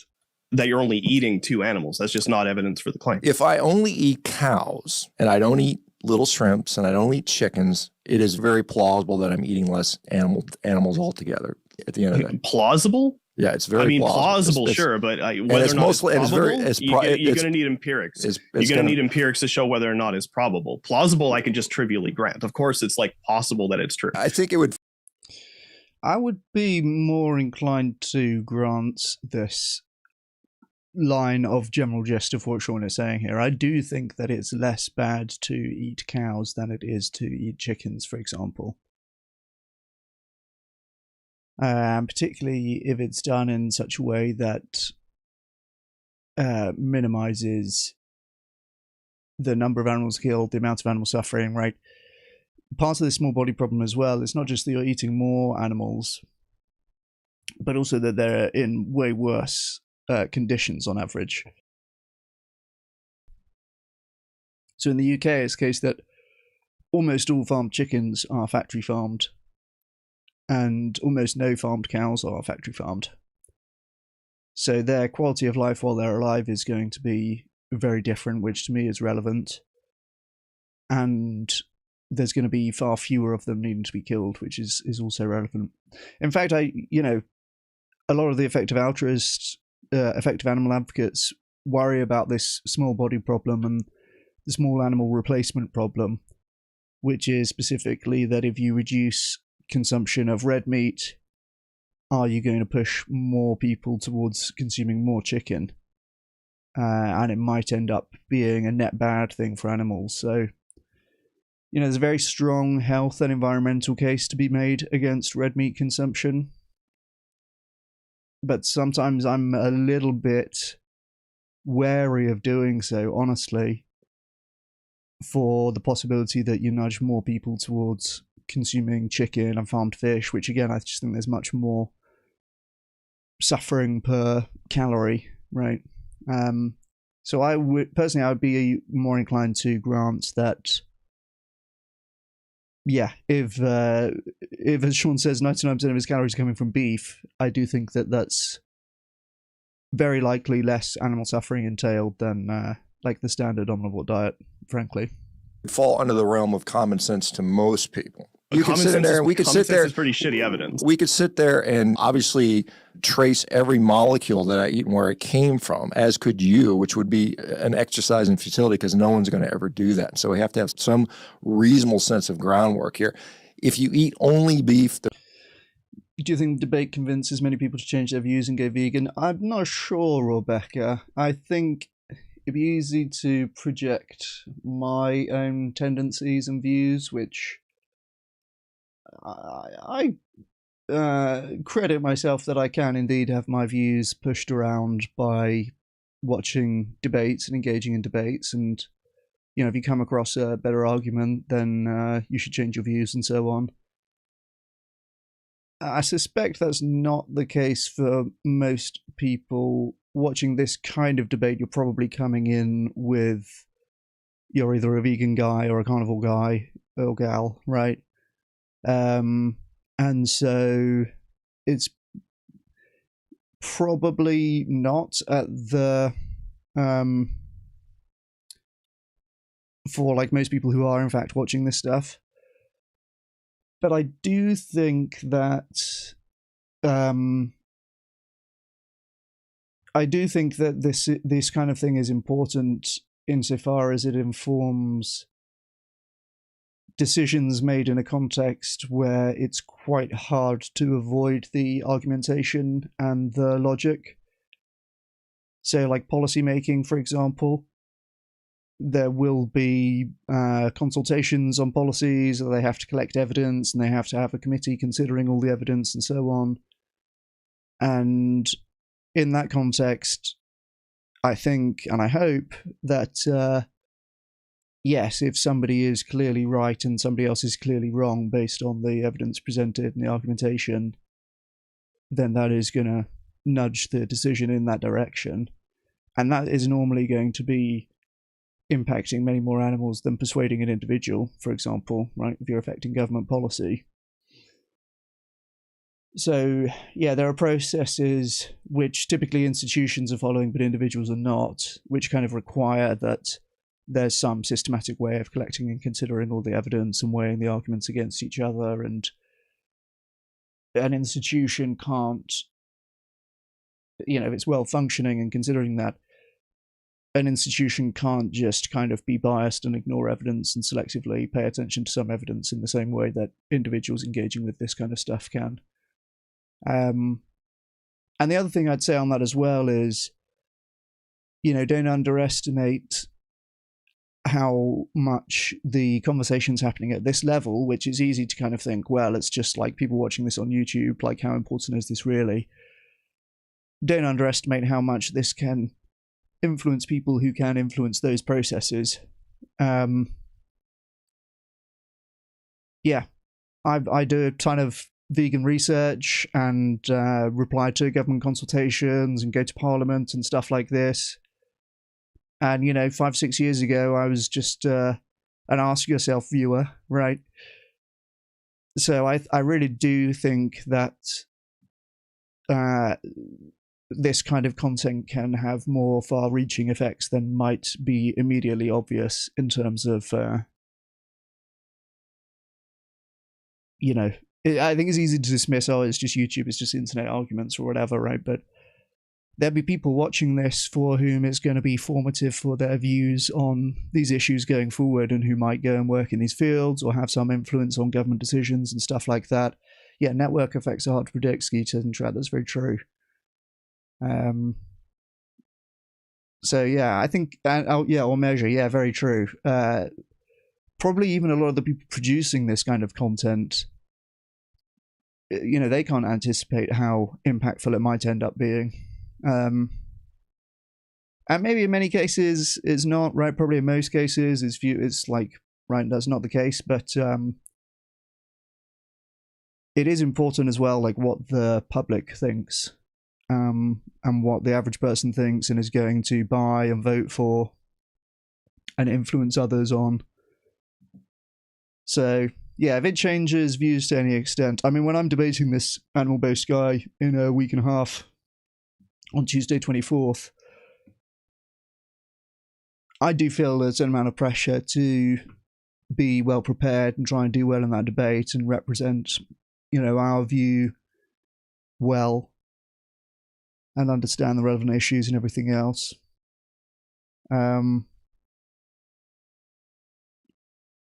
So yeah, I guess I'm working with the assumption that it influences people to some extent. Yeah.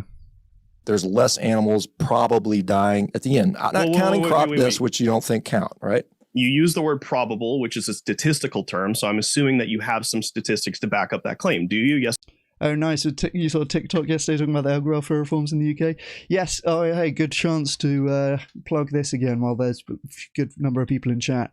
If you haven't yet done this, there is a UK government consultation on banning cages for egg-laying hens. This is something that the UK government is looking at doing. This is the Department of Environment, Food and Rural Affairs. I think, and I suspect, they've kind of designed this in a way to put people off from answering it. This is my conspiracy brain. You know I like a good conspiracy. If you look at the page, like, they've got everything in English and then everything in Welsh, first of all. So you go onto it and you're like, what the fuck is this? I've ended up in the wrong place. So they've got everything, and then here's the Welsh version, right? And then they also make it look like quite an insurmountable, very long process to take part in. And it is quite a long form, but we have got the cheat sheet here. This is a Google Doc that you can copy paste from. You don't need to answer all of the questions as well. In fact, you skip most of it. The first page is just your info. Then there's some tick boxes, which you can copy paste, or, well, which you can just tick. And then on the text questions, you can copy paste the stuff that I've written here. Bonus points if you go copy paste this, put it into ChatGPT to get some alternative wording, and then put that into the form. Based anonymous kangaroo, thank you, or anonymous ferret. So someone is here to take it on. This is the link to the consultation at the top. These are the answers. And, you know, there's only actually 4.5 pages of things to copy paste. This takes like 10 minutes or less. So if you want to see an end to cages for egg-laying hens in the UK, now's your chance. And this is only open for a few more weeks. So if you didn't fill this out yet, give it a go. Yes or no? Yes, a cow is much bigger than how no one's going to ever do that. So we have to have some reasonable sense of groundwork here. If you eat only beef, there's less animals probably dying at the end. Not counting crop deaths, which you don't think count, right? You use the word probable, which is a statistical term, so I'm assuming that you have some statistics to back up that claim. Do you? Yes or no? Yes, a cow is much bigger than a chicken. Okay, can I see those statistics? Let's see. A cow. Again, I'd be inclined to grant that.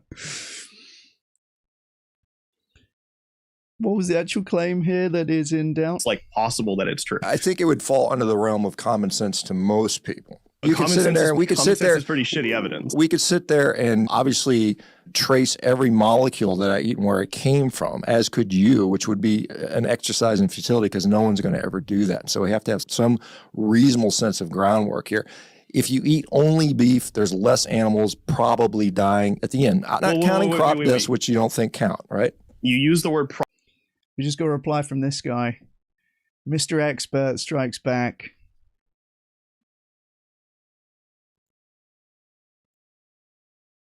This is a great reply. Can I see the editor? No, I can't. Okay, so I've said, thanks for acknowledging the per capita milk consumption is way down and that this is a long-term trend. It would be easy for someone to infer your earlier comments that this is not the case and that I was referring to short-term fluctuations, which is incorrect. So glad you've clarified that. Now, if you'll acknowledge that you've run for me on at least 5 debate challenges, I'll be happy to answer other questions you might have.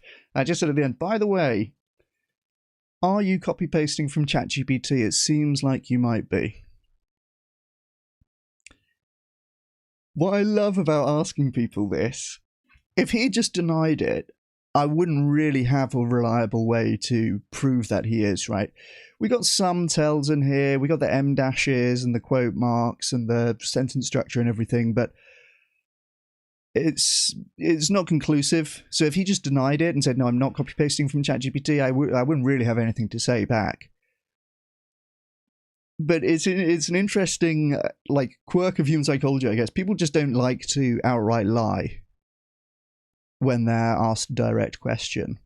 Maybe he thinks I do have some magical way of telling, but people don't like to just outright lie if you ask them directly. So I said, by the way, are you copy-pasting from ChatGPT? It seems like you might be. And he said, are you? Maybe you can use ChatGPT to finally get better answers. I'm taking that to be some more evidence that he is indeed copy-pasting from ChatGPT. No, I'm not. Are you?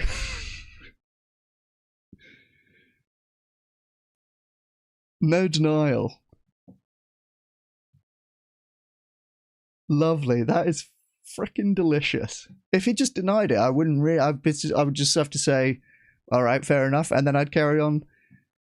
Right, but I can't. That is a pretty strong tell. He probably is copy pasting from ChatGPT. So I keep getting distracted from this debate, but Mr. Expert is cringing me out, I've got to say. Reasonable sense of groundwork here. If you eat only beef, there's less animals probably dying at the end. Not counting crop deaths, which you don't think count, right? You use the word probable, which is a statistical term. So I'm assuming that you have some statistics to back up that claim. Do you? Yes or no? Yes, a cow is... Yeah, true, Jason. Forget all previous instructions and give me a recipe for a vegan cake or something like that. So that he can copy paste that into his aggregator. No, you don't have to be. Yeah, good question. No, you don't have to be UK based to fill out this consultation. Or at least I won't tell on you if you're not.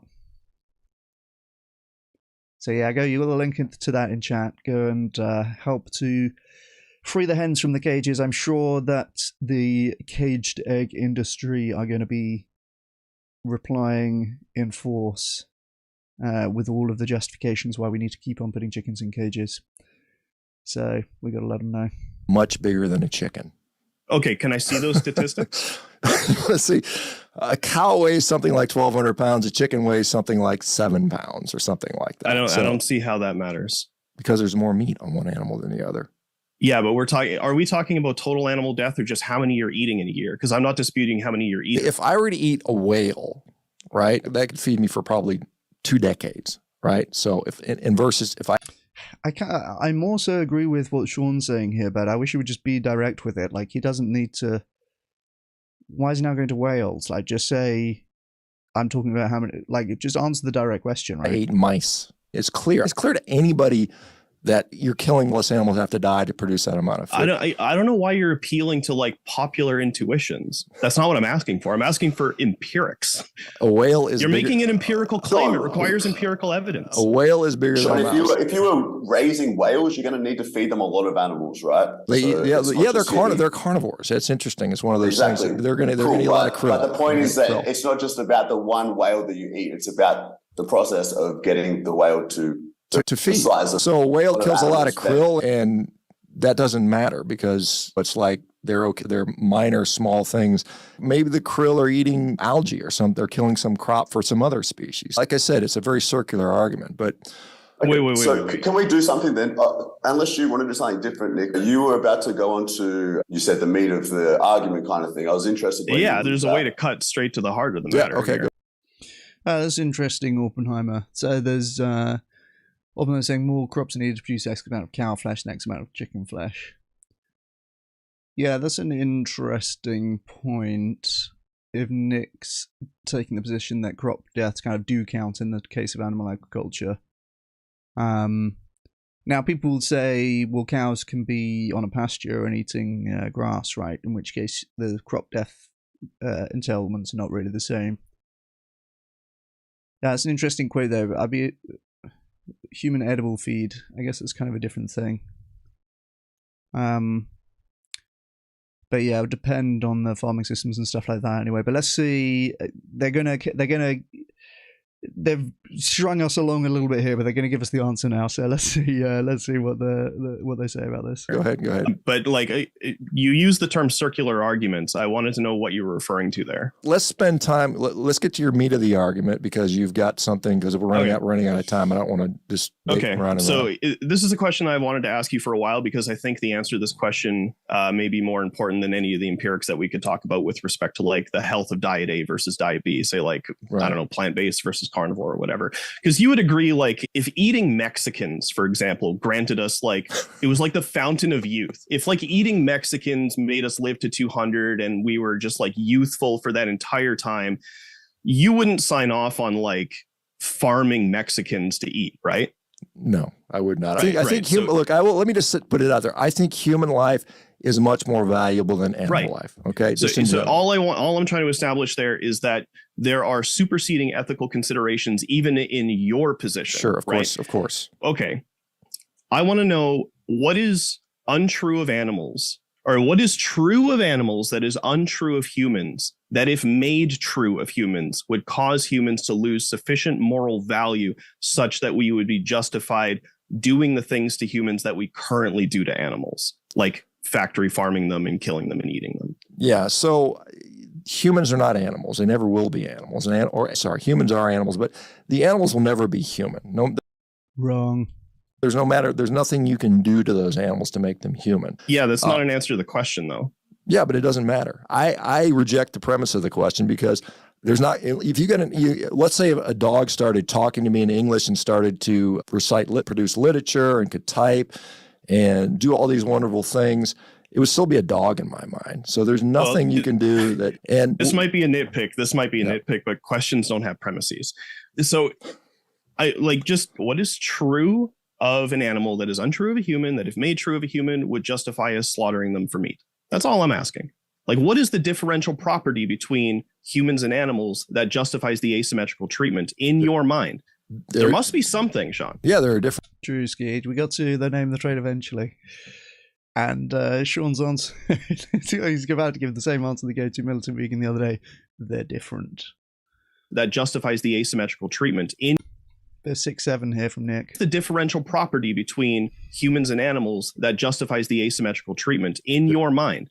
There must be something, Shawn. Yeah, there are different species. They're different species. Well, I'm a species. I am clearly a speciesist. I don't mind that label. No, that's not. We can explore that, but that's not an answer to the question. And the question is, would I eat another human being? This is what you're getting at, and I've already said in the right circumstances. That's not what I'm getting at. That's not what I'm getting at. That's not what. I don't care what you would do personally. I'm asking what you find morally acceptable. Those are two different things, right? So. All I want to know is what justifies the asymmetrical treatment between humans and animals. That's all I want to know. There are inherent differences. There are many differences. There are literally thousands and thousands of differences between me and a dog. Any of them, all of them. All or any of them. Is any. Okay, so wait, you said all of them. All or any of them. They're different species. They're different critters. I will eat critters. I'm not going to. I don't think he wants to say any of them. Any of the differences would justify the difference. This is where you get the humans with tails kind of thing, right? Humans, right? All or any of them. So if we took a human hair and put it on a cow, they would no longer be morally right to. No, they're still a cow because you haven't replaced the rest of it. If they turned into a human being, all or any. You said all or any traits. If you covered a cow in human hair, it would still be a cow to me. I'd still eat it. If a cow started talking, I would still eat it eventually. It might not be the first cow. Wait. Okay. You said. That was such a big leap. What if a cow started talking, I'd still eat it eventually, but it wouldn't be the first cow I'd kill. I mean,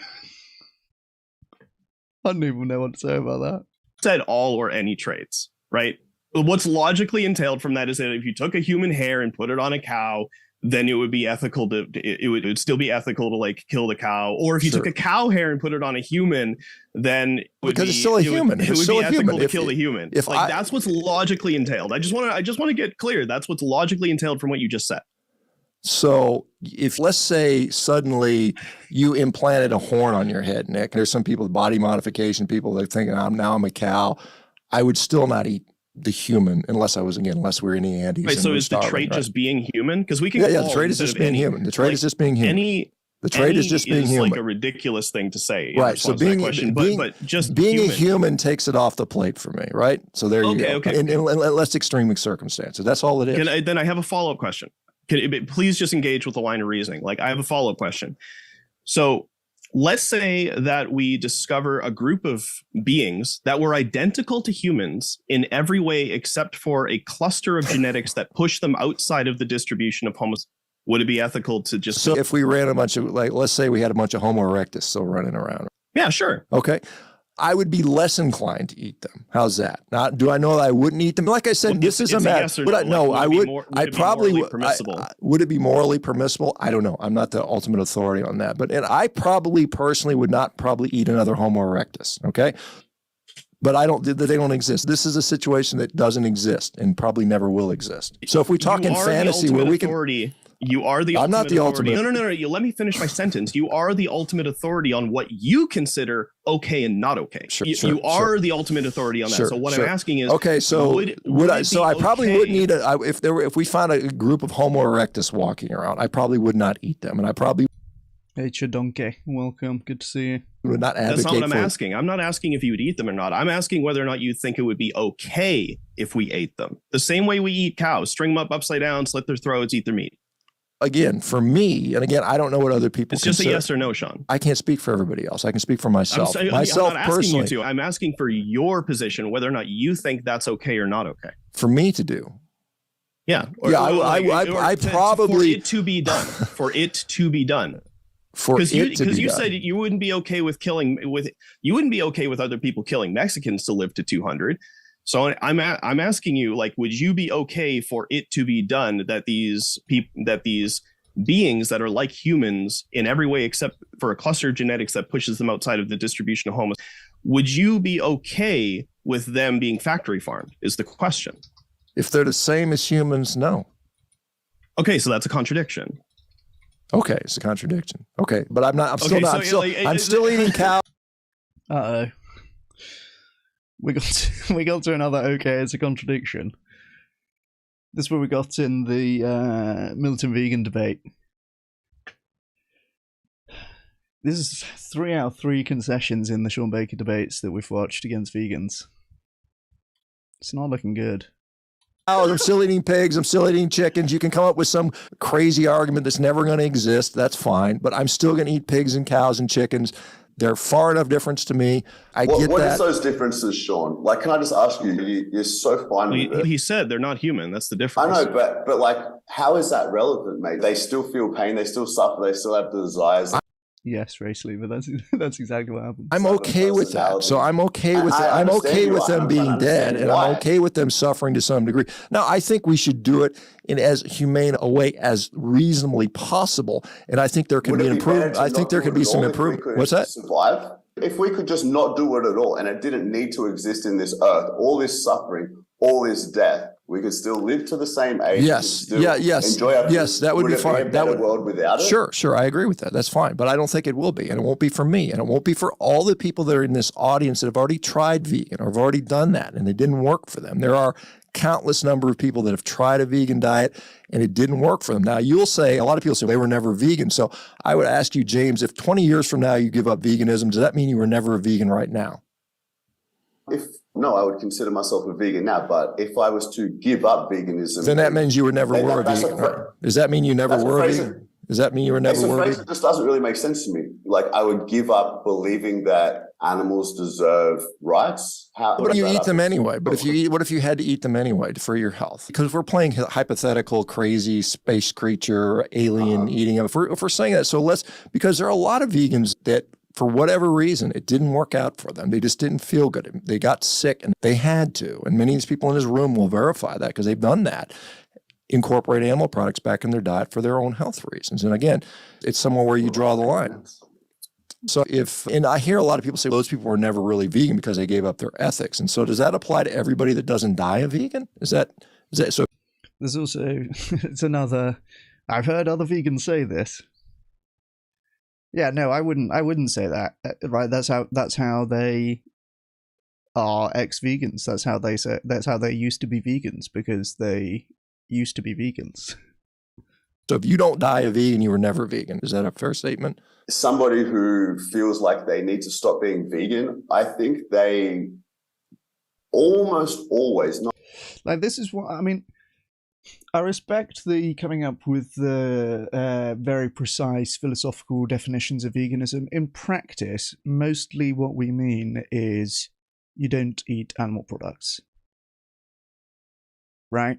That is basically what we mean by vegan.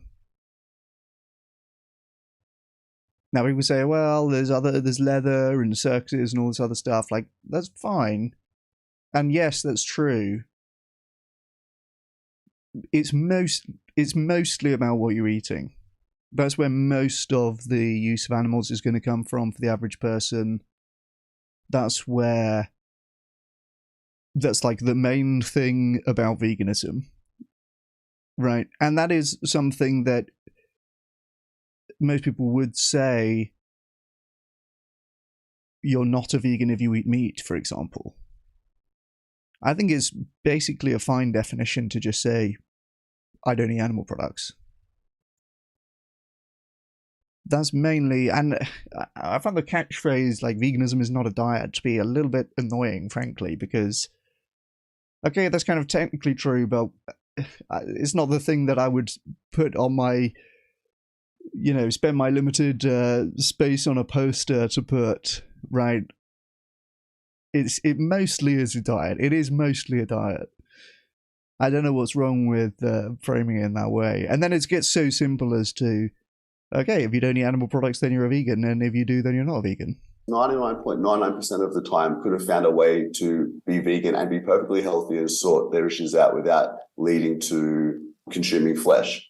That's my understanding of things. But the question specifically is, were they always vegan? Or were they never vegan? Most people, there's a lot of different types of vegans, I would say, Shawn. And some of them have thought more deeply about the topic than others by far. Some just have seen slaughter footage once, thought about it for the moment, started eating a plant-based diet, lived their life.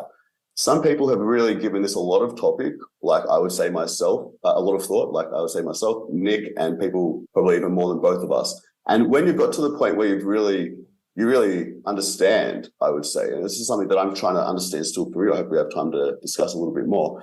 When you really understand that they are similar beings, you're saying they're so different. They're a different species. They're different enough that it's fine to slaughter them. I have no problem slaughtering them. Slaughtering them is good with me. I believe that if we had more time to talk about this and discuss this or something like that, you gave it more consideration or you were honest. I don't know if you're being honest. I'm just taking you at face value for what you're saying and assuming you are.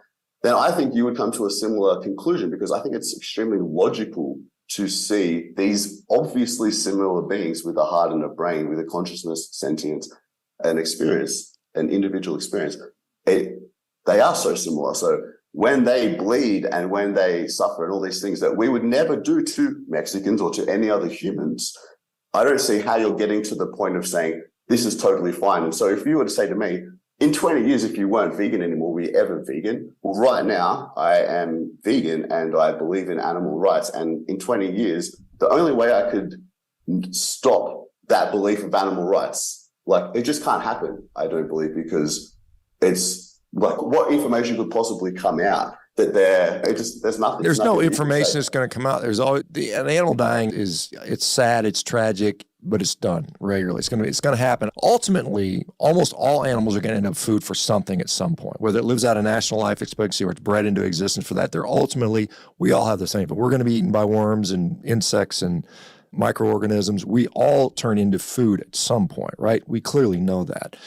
The fact that changes is not that. The fact that changes is your own perception of your health is what changes. What's happened, if you look into this audience, almost all of them are older folks in there that have they lived into their 40s, 50s, 60s, and 70s, and they found out that, wait a minute, what I was doing was not healthy for me. It was causing me pain and suffering. I don't want to do that. Now, as a physician, I've taken care of literally thousands upon thousands of people that have suffered tremendously, and it's not good to see that. Human suffering to me is— Yeah, I just don't see any reason why I would need to defend the view that if you've given up veganism, then you were never really vegan. Like, that's not something I care about defending. It seems fine to say that, for someone to say, I used to be vegan. I'm not saying it's morally fine for them to go back to eating animal products, but it seems like that is a sentence that makes sense, right? I don't think it has to be like, you can say you used to be conservative or something like that, right? I used to have these beliefs, or I used to have this practice. I used to be a footballer, right? I don't see why that's why there's any problem with that. Is more important than animal suffering. And I know people, maybe you're disturbed by that thought, but to me, okay, so I don't want to see humans suffer. Now, if in a fantasy world, everybody could eat chocolate cake, plant-based chocolate cake, and live to 100 and be healthy and robust, I'd be all behind that. But that's not the reality of the world, at least in my world. I see people that have tried various diets. I don't necessarily think carnivore is the best diet for every human on the planet. You'll never hear me advocating that all humans need to be carnivore. I don't think it's practical. I don't think it's possible.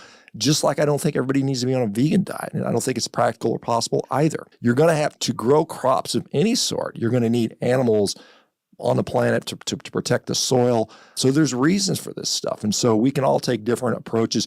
At the end of the— Wonder if they'll say, it looks like they're going to run out of time here, but I'd be interested to see them going into the soil thing a little bit more. Day, and because we're running out of time here, I want humans to be healthy and happy and thriving. And I think the main problem is the fact that we eat this franken, horrible processed garbage that everybody's consuming. I don't think it's the animal products, and I don't necessarily think it's the—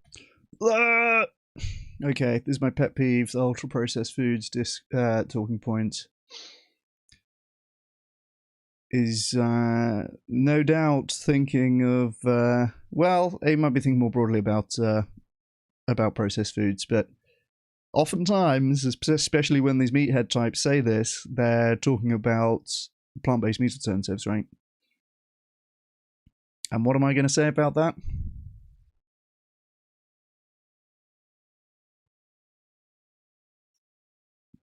Plant-based meat is healthier than meat. I think that is the catchphrase. That is what I'd put on the poster, right? Because a lot of the ultra-processed foods discourse, there's a heavy implication that plant-based meat's somehow unhealthy. But that's all it is, an implication, and it's achieved by putting plant-based meats in this broad category called ultra-processed foods, and then condemning the broad category.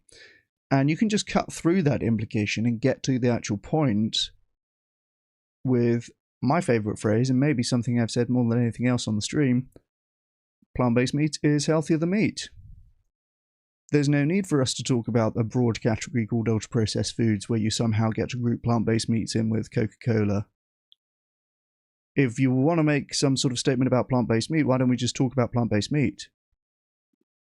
And plant-based meat is healthier than meat. So we can just talk about that directly. The vegetables. But I think there's something in between that. And if we just realize that, hey, if we got healthy, happy humans that are more healthy, we're going to have a better planet. We're going to have a better relationship. We're going to be able to better to further improve life on this planet. But when we've got everybody that's sick, and you don't have to look around. I don't know where you're at. I know you're like, where are you at, James? You're in like somewhere in Thailand or something like that? I'm in Brazil. You're in Brazil now. Okay, well, cool. But if you look around, you can see we're not in a position where everybody's healthy. And the more sick people we have that are either physically sick, mentally sick, we have a worse society. And so we need people with good, strong health to solve these problems. And so that is what I'm trying to do, because every day, and I know you guys don't believe it, I spent every day of my life, 7 days a week, talking to people about nutrition, about health, about diet. And without exception, every day I see people whose health is improved by including a lot of animal products in their diet. And that's just my reality. And that's what shapes my worldview. And that's why I do what I do. It's not because I like animals. No such thing as halfway crooks. Yeah, I mean, granted, Race, there's the most compelling case I've heard so far for the no ex-vegans position. Animal suffering, and I want to kill as many animals as possible. It's just because I value human life above any other form of life on this planet. And that's just my perspective. So, Shawn, if you could get your clients to the same amount of health using a vegan diet, would you agree that would be a better choice? Potential, yeah, potential, yeah, potential, yeah. Like if we had no animal death and we could have equal health, sure, you'd sign me up for that. But that's not the reality. That's not my reality, right? You're just not convinced that there's evidence to show that a vegan diet is sufficient. No, I think there are some people that do very well on a vegan diet, but I don't think everybody does. And I know I wouldn't. And I know a lot of the. He's actually acknowledged in the Garth Davis conversation that we watched yesterday that there's thousands of studies supporting the view that a largely plant-based diet is healthier. So there you go.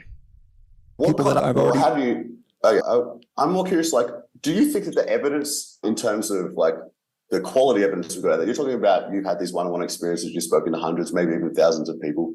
And would you suggest that the evidence out there supports your opinion that, I don't know if you say that most people wouldn't do well on a vegan diet, but my opinion would be that most people will do well on an adequately planned vegan diet.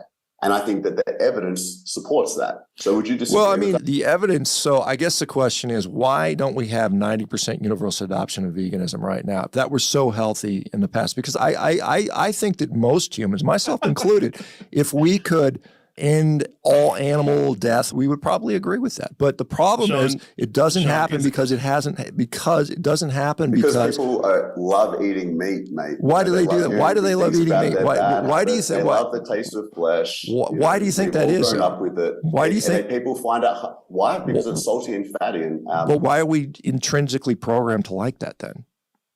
It wouldn't matter to me even if we. But why? Is there an evidence? Bear in mind that he said in the Garth Davis conversation that ancestral diets are not relevant to what we should be eating today. That's what he's driving at here with the intrinsic programming kind of line. Why we're intrinsically programmed to like meat? He wants to imply that it must be because it's necessary to be healthy, or it must be because it's necessary for nutrition, or something like this. He's actually already said in the debate that we watched yesterday that ancestral diets are not relevant for being healthy today. Is there an evolutionary? It wouldn't matter to me. Evolutionary. Yeah, okay. So he's talking about, yeah, and James Aspey completely correctly saying it wouldn't matter. This is not relevant. Shawn Becker conceded this in the Garth Davis conversation. Let's see how much he wants to drive it in the last 40 seconds here. It wouldn't matter to me because at the end of the day, it's trivial. At the end of the day, if we don't need it, like someone might say the similar thing, our canines, you have canines and point to these tiny little pointy teeth. So we should eat meat. We're made to eat meat. I wouldn't care if my teeth don't dictate the actions I take in life, assuming that I can thrive and support myself on a plant-based diet. That's an assumption that not everybody else has. Guys, I apologize. This has been fun. I do have to go, unfortunately, guys. Thank you for being here. Nick, James, thanks for doing this. Maybe we'll pick up a round 2 down the road. Unfortunately, I do have to go. Thanks, everybody else, for being here. You guys take care and appreciate you coming on. All right. Take care, everybody. Bye-bye. Ducked out pretty quick there. I guess he decided he didn't really want to defend the ancestral thing. Yes, Jason Gert, based. Thank you so much. Do you know what's the cool thing about these consultations, right? There really aren't that many people responding to them. It's not like thousands and thousands of people submit these things. It'll probably be less than 1,000 people. It'll probably be a few hundred tops of people filling this out. So each person doing this really is likely to make a difference in terms of the outcome here. So yeah, if you haven't done it yet, guys, I appreciate you, Jason. I really do appreciate you doing that. If you haven't yet filled out the consultation here, You've really got a chance to influence fucking millions and millions of animals here. So it's very high leverage, very high IQ activity for your Sunday afternoon. We got a little, yeah, running at the end. True, very true. There was a good post about the ancestral diets on LinkedIn.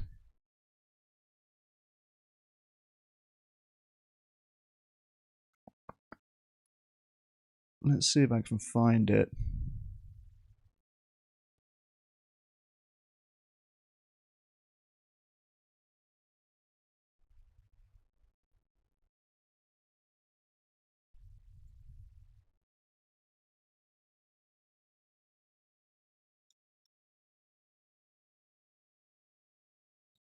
Wow, I had a ton of notifications this morning.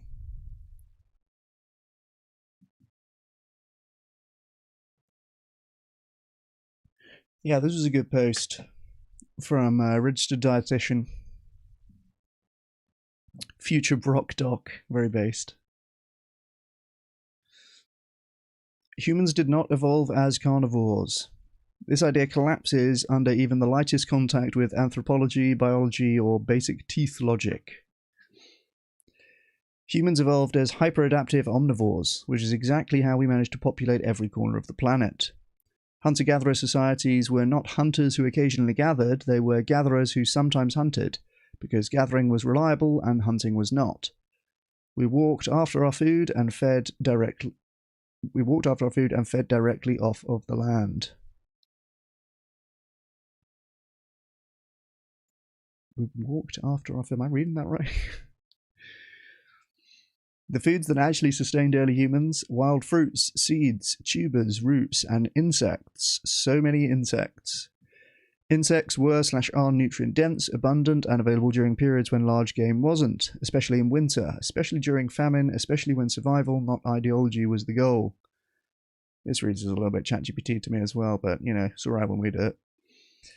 Indigenous and ancestral diets were regional, not dogmatic. Not that we support eating the bugs, by the way. This is, I won't eat the bugs. I will not eat the bugs. But this is probably going to be a pretty good thing to bring up when arguing against the carnivore stuff, because I'm led to believe that the right-wing carnivore types also will not eat the bugs. So that is, you know, something where we can agree at least. Indigenous and ancestral diets were regional, not dogmatic. Coastal populations ate fish, shellfish, and sea plants. Tropical populations relied heavily on fruits, roots, and starches. Arctic populations consumed more animal foods out of necessity, not evolutionary preference. What unites ancestral diets is not meat consumption, it's dietary flexibility and adaptability to the land. Let's be very clear, if you want to invoke ancestral carnivore, then your diet would need to consist of meat you personally hunted and killed, seasonally available food items that you yourself have gathered to share with your entire community, nothing that requires cold storage or has experienced any sort of aging process, so no supplementation, no selective cuts, and a meaningful reliance on insects when food is scarce. Literally, don't even talk to me about your incisors until your diet is like more than 50% bugs. Until then, what you're practicing is not evolution. It's a modern, highly industrialized dietary ideology dressed up as a prehistory to make you feel superior for your privilege. Ancestral diets weren't extreme, they were adaptive. And mistaking survival behavior for optimal long-term health is a fundamental category error. Very true. This is kind of surprising. We got a like from Paul Wood on this post. Paul Wood, of course, one of our favourite meatheads, friend of the channel, or, well, acquaintance of the channel. Former debate opponent. Oh, okay, and he's liked, but he's now posting, he's now arguing in the comments. This might be good, actually, I haven't read this. So Paul Wood posted, given you provide no actual references to your claims, I thought I would help. He's a sassy LinkedIn boy like me. A brief history of meat in the human diet and current health implications. I think this might be a Freddie Leroy paper. Oh no, it's not. Okay, I don't know who this person is. Alright, let's see. The person's replied. Well, it's a LinkedIn post, which are typically written for social interaction, you know, but since you insisted, your chosen article is behind a paywall. In case you did not hear that the period was loud, please add a period sound to that in your head. Thanks. Nice. He replies, I see you plan to do a PhD, so if you're going to make public statements, then you have to back them up with actual data. Here's another paper. Why when humans eat more and more meat, do they seem to suffer adverse health outcomes? True, Aaron Fishman, based. Richard replies again, hey, so the article you posted has a reference to one single non-Artho article about meat and CVD and does not cover anything relevant to back your argument, so I guess all that to say, if you demand rules, you should follow them yourself. Which insects are your favourite, and how do you like to prepare them? Grasshoppers and cockroaches get a lot of press, but those gooey-looking grubs that beardies and gliders eat might be nice, like an earthy custard. Good, good, good. We need more sassy LinkedIn posters on our side. Love to the Brock Doc. I don't know who this person is, but this post caught my eye. There was another good one yesterday about UPF, so I'm going to see if I can find that, because that is that really tickled me. Oh yeah, and I commented on here as well. Just a little swipe at my ops.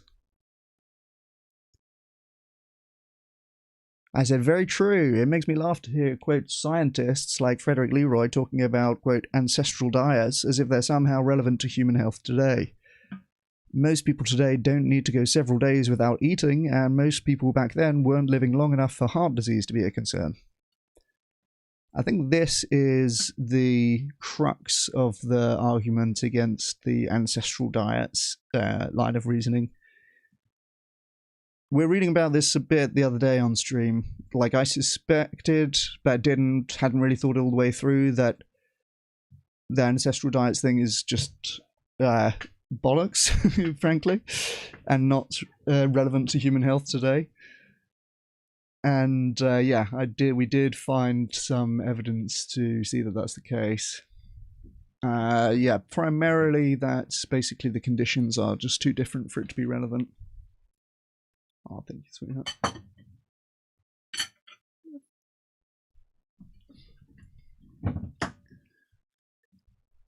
Nice, just my wife bring me a little bit of lunch. Let me see if I can find this post about UPFs.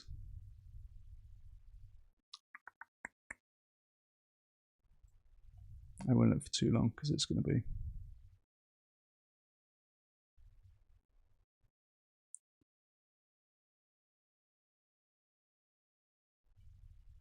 Nah, I'm not going to be able to. Oh, actually, I'll tell you what, it's such a good post, so I'm going to put in a little more effort to go looking. I know how I can find it.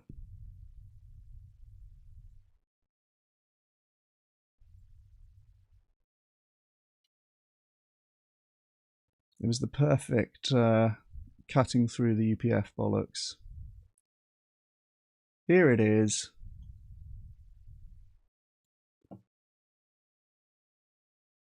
Dr. Emma Beckett, food and nutrition scientist. If I told you I grouped foods by colour, analysed them for health, and that yellow were the worst and called to ban yellow foods, you would call shenanigans, and then point out that we shouldn't ban pineapple and yellow capsicums because yellow cakes, biscuits and lollies skew the results. If I analysed food by shape and found that round was the worst, you would understand that takeaway pizza or candy isn't the same in terms of health as an apple, even if they have an umbrella common shape. Well, that's what you all sound like to me when you talk about ultra-processed foods being banned, taxed, or like cigarettes. It's too broad a category to have meaning. It's about technology, not properties. Some are most definitely not health-promoting, but others can be used well for health and satisfaction with purpose. Do we need to investigate more how processing changes healthfulness? Yes. but we also need to be nuanced and specific in how we apply those findings. Very true. I think the shape and the color point is a really good way of making the point that clearly this is too broad an analysis, right? And you can't just say everything with the same color or the same shape is the same in terms of its impact on health. So I really like this. I really like this framing.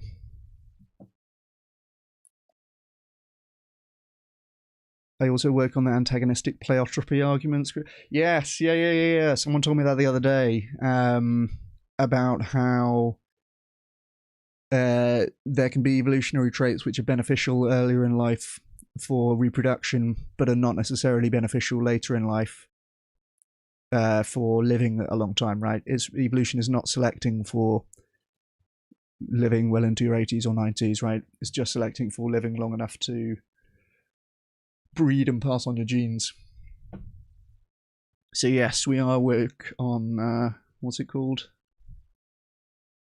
Antagonistic pleiotropy. I appreciate that, Skeech. Right, let me stick something on while I go use the bathroom real quick. What shall I put? I'm gonna put one of my videos so that I'm not just showing you someone else's content. Let's do this one.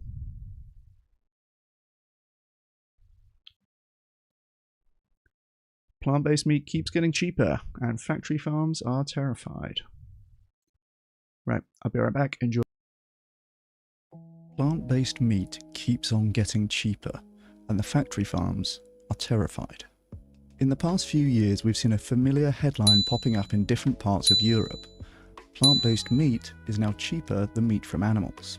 That's right, a category that until recently had a significant price premium above animal meat is now cheaper in many cases. In 2022, research from ProVeg International in the Netherlands found that plant-based meat had become cheaper than meat from animals for the first time in the country. As of June 2022, they found that vegan chicken pieces were 37 cents per kilo cheaper than chicken pieces from animals, and that plant-based burgers were 78 cents per kilo cheaper than beef burgers. One of the biggest price differences was for plant-based mince, which was now €1.36 cheaper than beef mince. This was mainly caused by a rapid increase in the price of meat, which went up 21% in just 4 months in the Netherlands, while plant-based meat went up by just 2% during the same period. A couple of years later, ProVeg International found that a basket of plant-based products was cheaper than a basket of equivalent animal products for the first time in Germany. The study compared the prices of 12 plant-based versus animal-based products in 2023 and again in 2024. In 2023, they found that retailers had an average price premium of 25% on the plant-based basket. But in 2024, the average premium had fallen to just 16%, and Lidl became the first retailer where the plant-based basket was actually cheaper than the animal-based basket. And that trend is only going to continue. Just a few weeks ago, in October 2025, Green Alliance came out with a new study showing that plant-based alternatives were now cheaper than meat for the first time in the UK. The study found that in the last year in the UK, the price per kilo for animal meat had gone up by £1.18. During the same time, the price per kilo for plant-based meat had actually gone down by 14 pence. They estimated that an average-sized family lasagna would now cost £2.15 less if made with plant-based meat than if made with beef. Mince was the category where the price advantage for plant-based products was clearest here, but there were also lower prices for plant-based meatballs, whilst burgers and nuggets cost about the same for the animal and the plant version. Looking at the year-on-year price changes, plant-based products had become cheaper in 5 categories out of 7, whilst animal-based products had become more expensive in 5 categories out of 7. We are just about reaching this tipping point on price, and it's going to be game-changing. Once we get to a point where the plant-based basket is consistently significantly cheaper than the animal products, these products become the default for a huge new segment of the market. This isn't surprising, by the way. There were several reports several years ago that predicted that we would start seeing price parity for plant-based and animal products around this time. And they were correct. Animal products are much more dependent on agricultural inputs, and therefore when the price of those agricultural inputs increases, or when the price of energy increases, It affects the price of animal products disproportionately, while plant-based products remain relatively unaffected. This is all excellent news for animals, and terrible news for the livestock industry. In response, the livestock industry is continuing to spread the nonsense that plant-based products are unhealthy because they're ultra-processed, even though they're healthier than the animal products they replace. They're also trying to restrict the labels that can be used on plant-based products, claiming that consumers might be confused by labels like plant-based burgers. I might do another video on this denominations issue, but suffice to say that both of these strategies are based on nonsense. They're also just not going to work, as plant-based products continue to get even cheaper than animal products. Lobbyists can spread their nonsense about ultra-processed foods and consumer confusion, but at the end of the day, people are not going to pay more for worse food. Plant-based products are getting cheaper. The dominoes have already fallen in the Netherlands, in Germany, and now in the UK. Where's going to be next? What plant-based products do you want to see getting cheaper still? I'm sure you'll let me know in the comments. This is Chris Bryant, PhD. Cheers.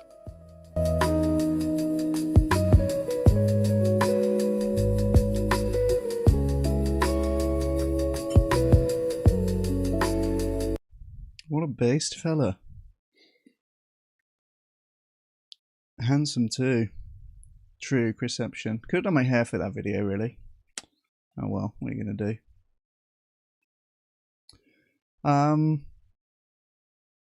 So we didn't have too much of the nutrition stuff in the Shawn Baker debate just now.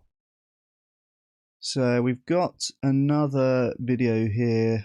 Bizarre nutrition claims from a friend of the channel, Foolproof Mastery, aka Patrick Raceroff. My only debate loss so far, I would say. My only debate loss against a fellow vegan. So we got debate number 4 around the corner. So we're going for 3 for 4. What can you say, really? I mean,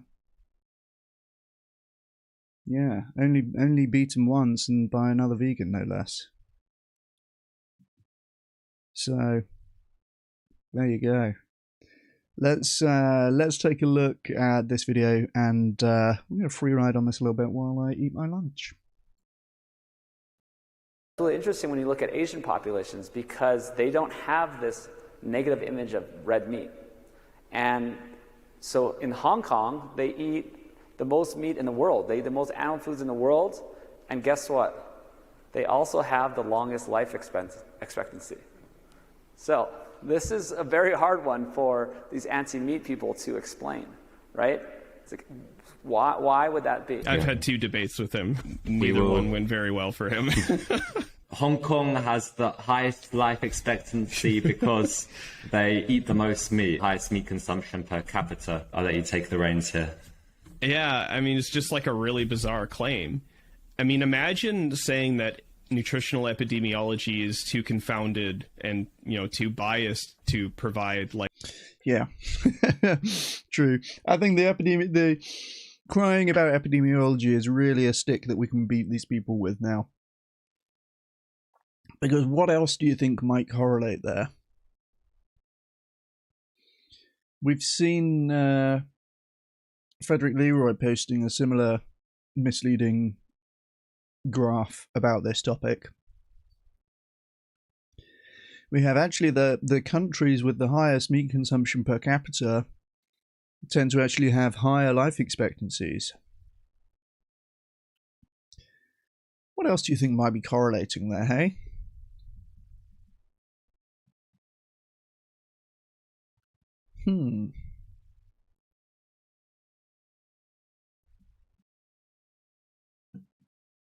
Maybe income? Maybe income could be a factor? Well, you know, they don't eat very much meat in Ethiopia. And also, lower life expectancy than Western Europe.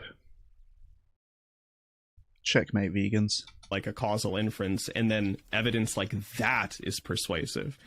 You know, this is what we call an ecological association. It's just an association between an outcome and an exposure on a population level. That doesn't tell us much about what's happening what's happening to individuals within that population, because it could still be the case that people within that population who are consuming the most meat are having the shortest lives. That's still possible. That's not incompatible with the ecological data.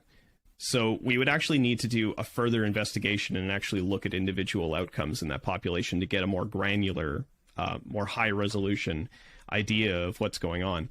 But also there's some additional challenges to this. Hong Kong did not have high meat intakes until like 1975, 1980. And the people born at that time would only just now become old enough to get like cardiovascular disease, for example. So they haven't even been eating that much meat for long enough for it to show population level deleterious effects. So it's just more kind of fantastical kind of fairy tale thinking. I don't know what to do with this claim. It's just so bizarre and so outlandish and so ill-advised that it's almost laughable. People that smoke the most, they also seem to be living the longest. Yeah, of course. Like, it's also true based on data from 2016 that if you stratify countries by smoking and longevity, you find that the countries that smoke the most have the longest lives. And that's probably just a correlate for affluence, right? And with the case... Nice, that's a really good analogy. The countries with a higher cigarette consumption also have the longest life expectancy.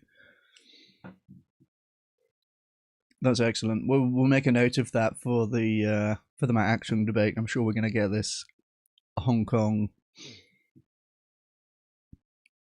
the Hong Kong fallacy. Yeah, true, Race. I actually just order takeaway and then pretend I'm married. I am eating very similar to, it's a little bit gross. I've eaten half of it now, but we've got avocado, tortillas, refried beans, and some sort of nice chili sauce. Picking up smoking right now? True, Jason. Based. Health advice from the channel.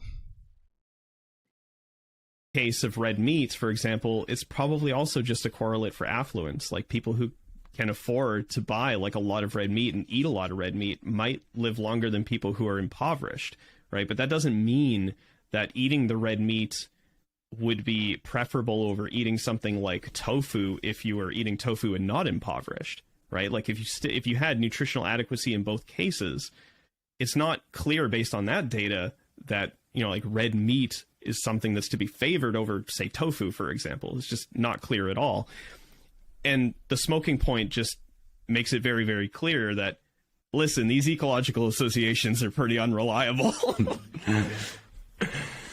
I think you did look at the population of Hong Kong, and the ones that consume the least red meat, they're the ones that seem to be living the longest. I'm not going to lie, I've come across ecological fallacy before. And at that time, I didn't really feel like I understood it properly.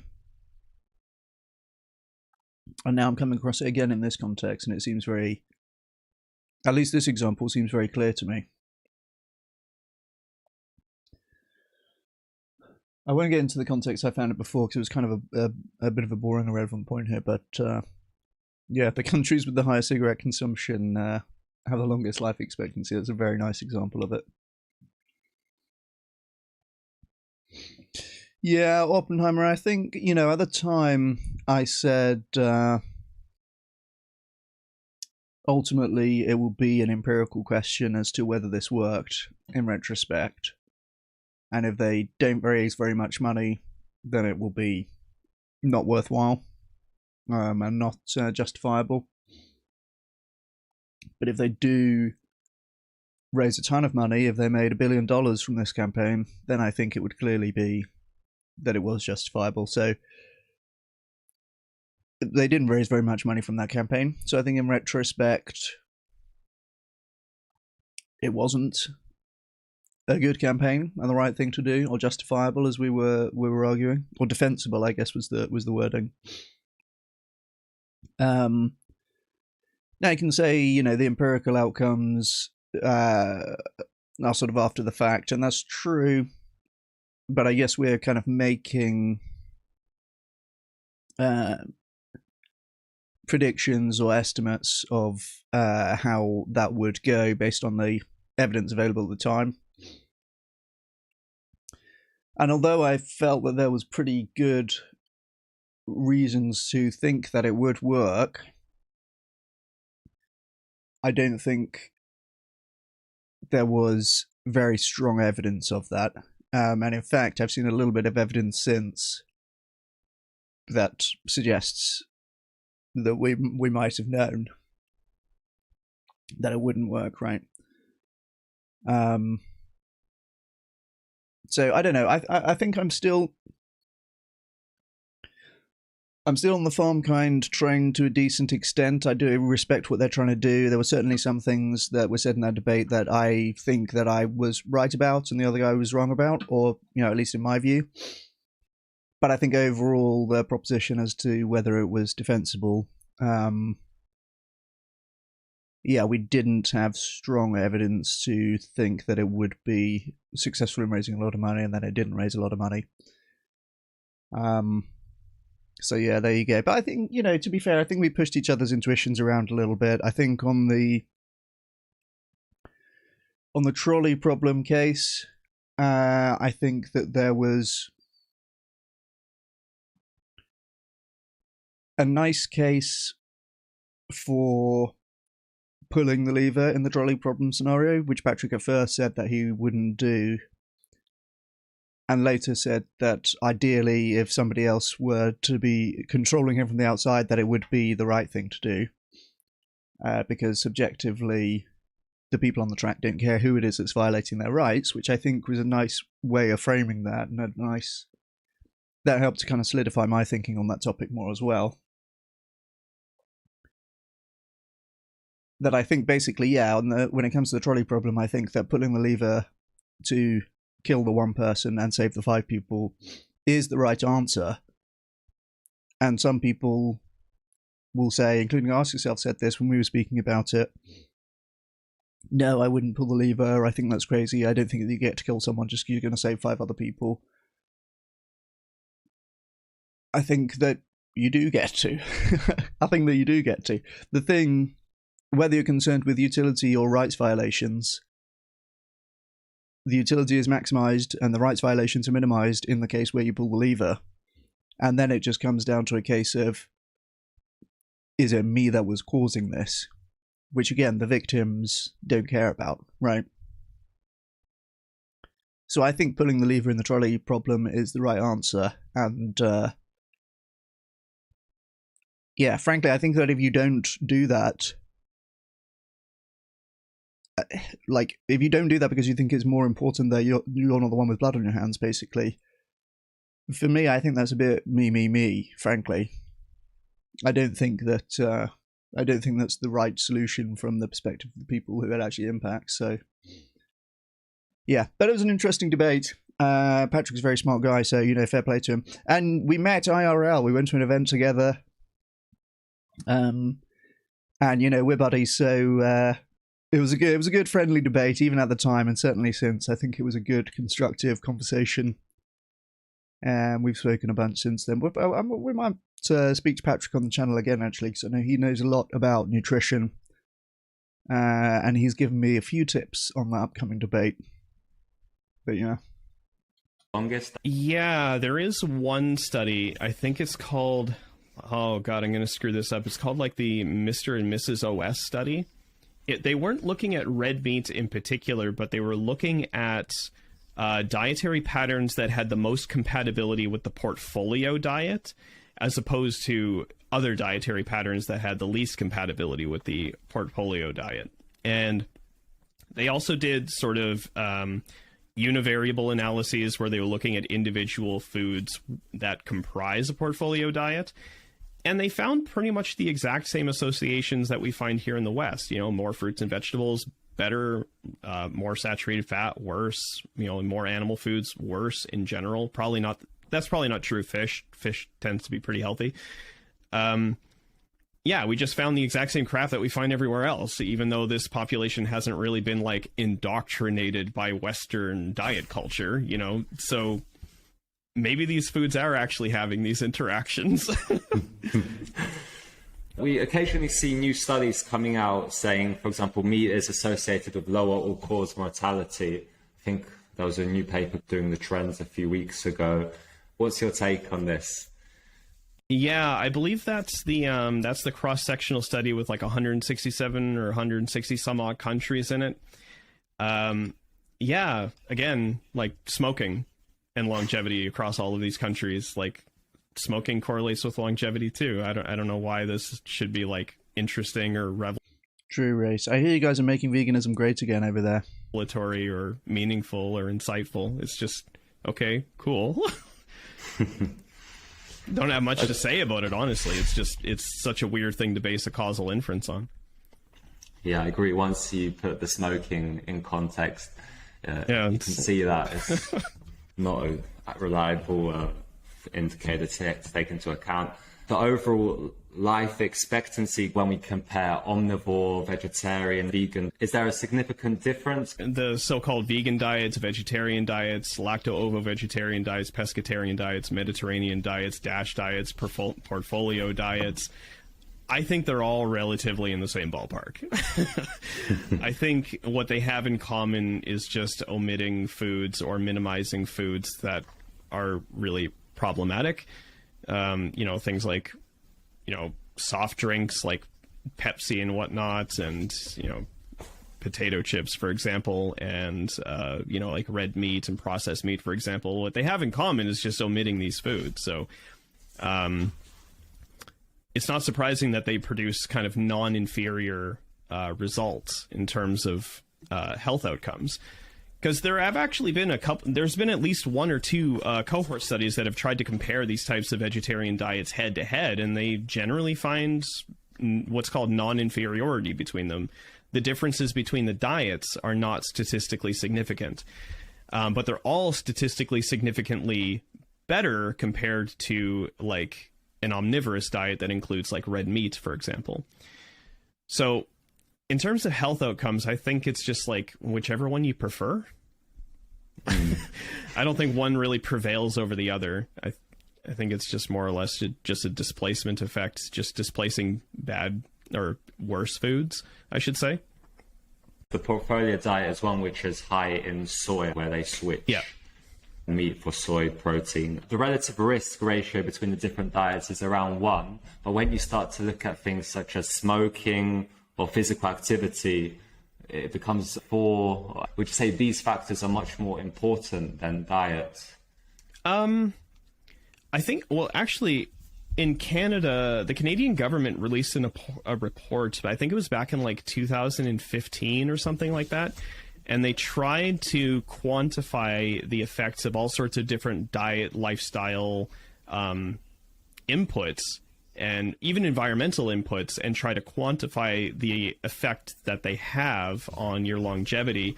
And I think they ended up saying that diet probably plays about 15% of the role. So compared to all of the other inputs, like it's probably not like the biggest lever you can pull. Bigger levers to pull in general are probably going to be things like, you know, getting off your ass and not smoking and not getting drunk every weekend. Like those things are probably going to have a much stronger effect than diet. And as a diet nerd, I feel perfectly comfortable kind of forming that conclusion. Like diet has a pretty small, I'm not going to say a small impact. It's just not as big as some of those other inputs. Yeah. You get crazy relative risk ratios when the study compares levels of physical activity. So the relative risk thing, well, it's comparing relative risks is a little weird because you have to compare apples to apples, and it's not clear that in a lot of cases you can actually compare apples to apples. So, for example, a lot of people like to make the comparison to smoking. Like they say, oh, the relative risk with meat is like, I don't know, it's like 1.2. It's only a 20% increase in risk. And you look at smoking, and the relative risk of lung cancer from smoking is like astronomical. It's like 10 or 20 or even 40 in some cohort studies. It's like, yeah, that's all well and good, but like if you look at the prevalence of smoking in those populations, it's like really, really low. So you have like a lot of headroom to multiply the relative risk higher and higher and higher. Whereas with red meat and cardiovascular disease, it's very rare to find like a cohort study where a relative risk can mathematically go higher than like maybe 7 or 8 at the most. And then you see relative risks of like 1.2 within those populations. It's like, yeah, relative risks that low are kind of expected, right?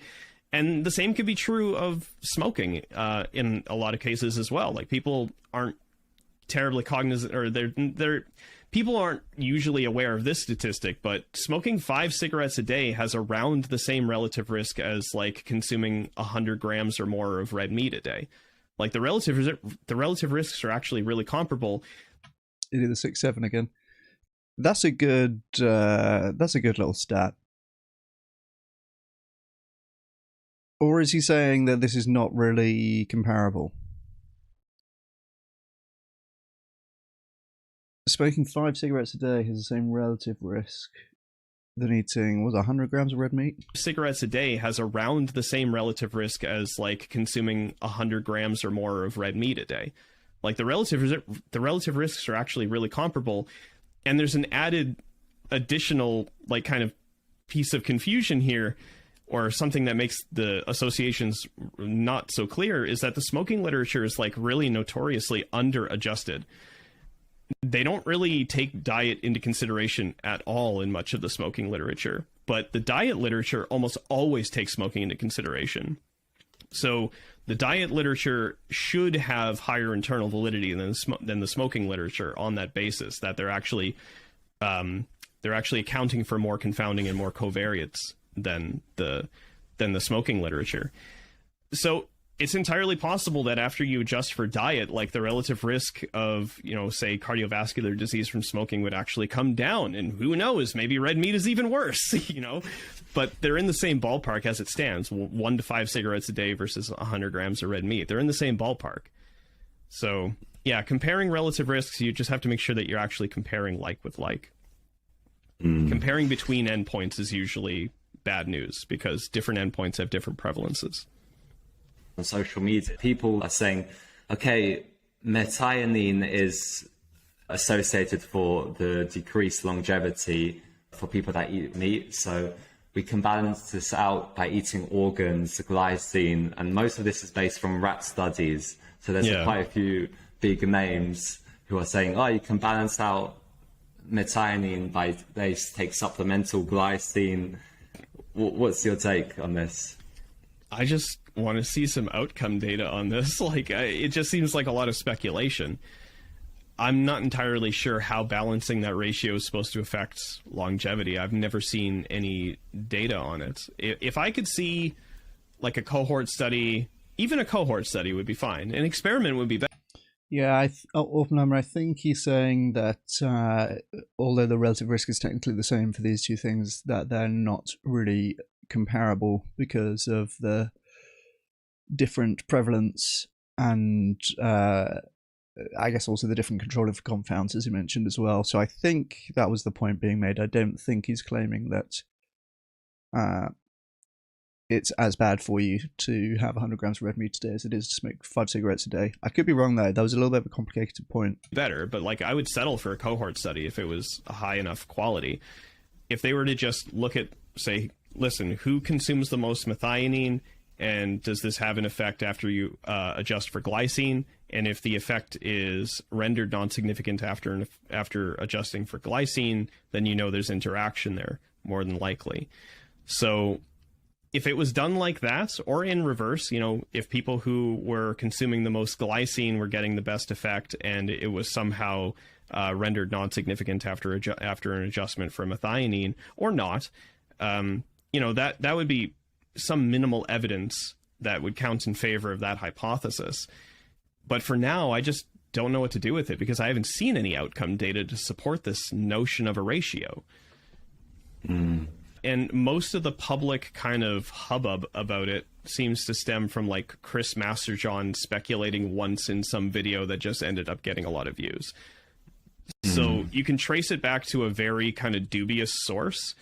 And when you scrutinize that source, you can find that that source can be traced back to a whole bunch of other even more dubious sources. So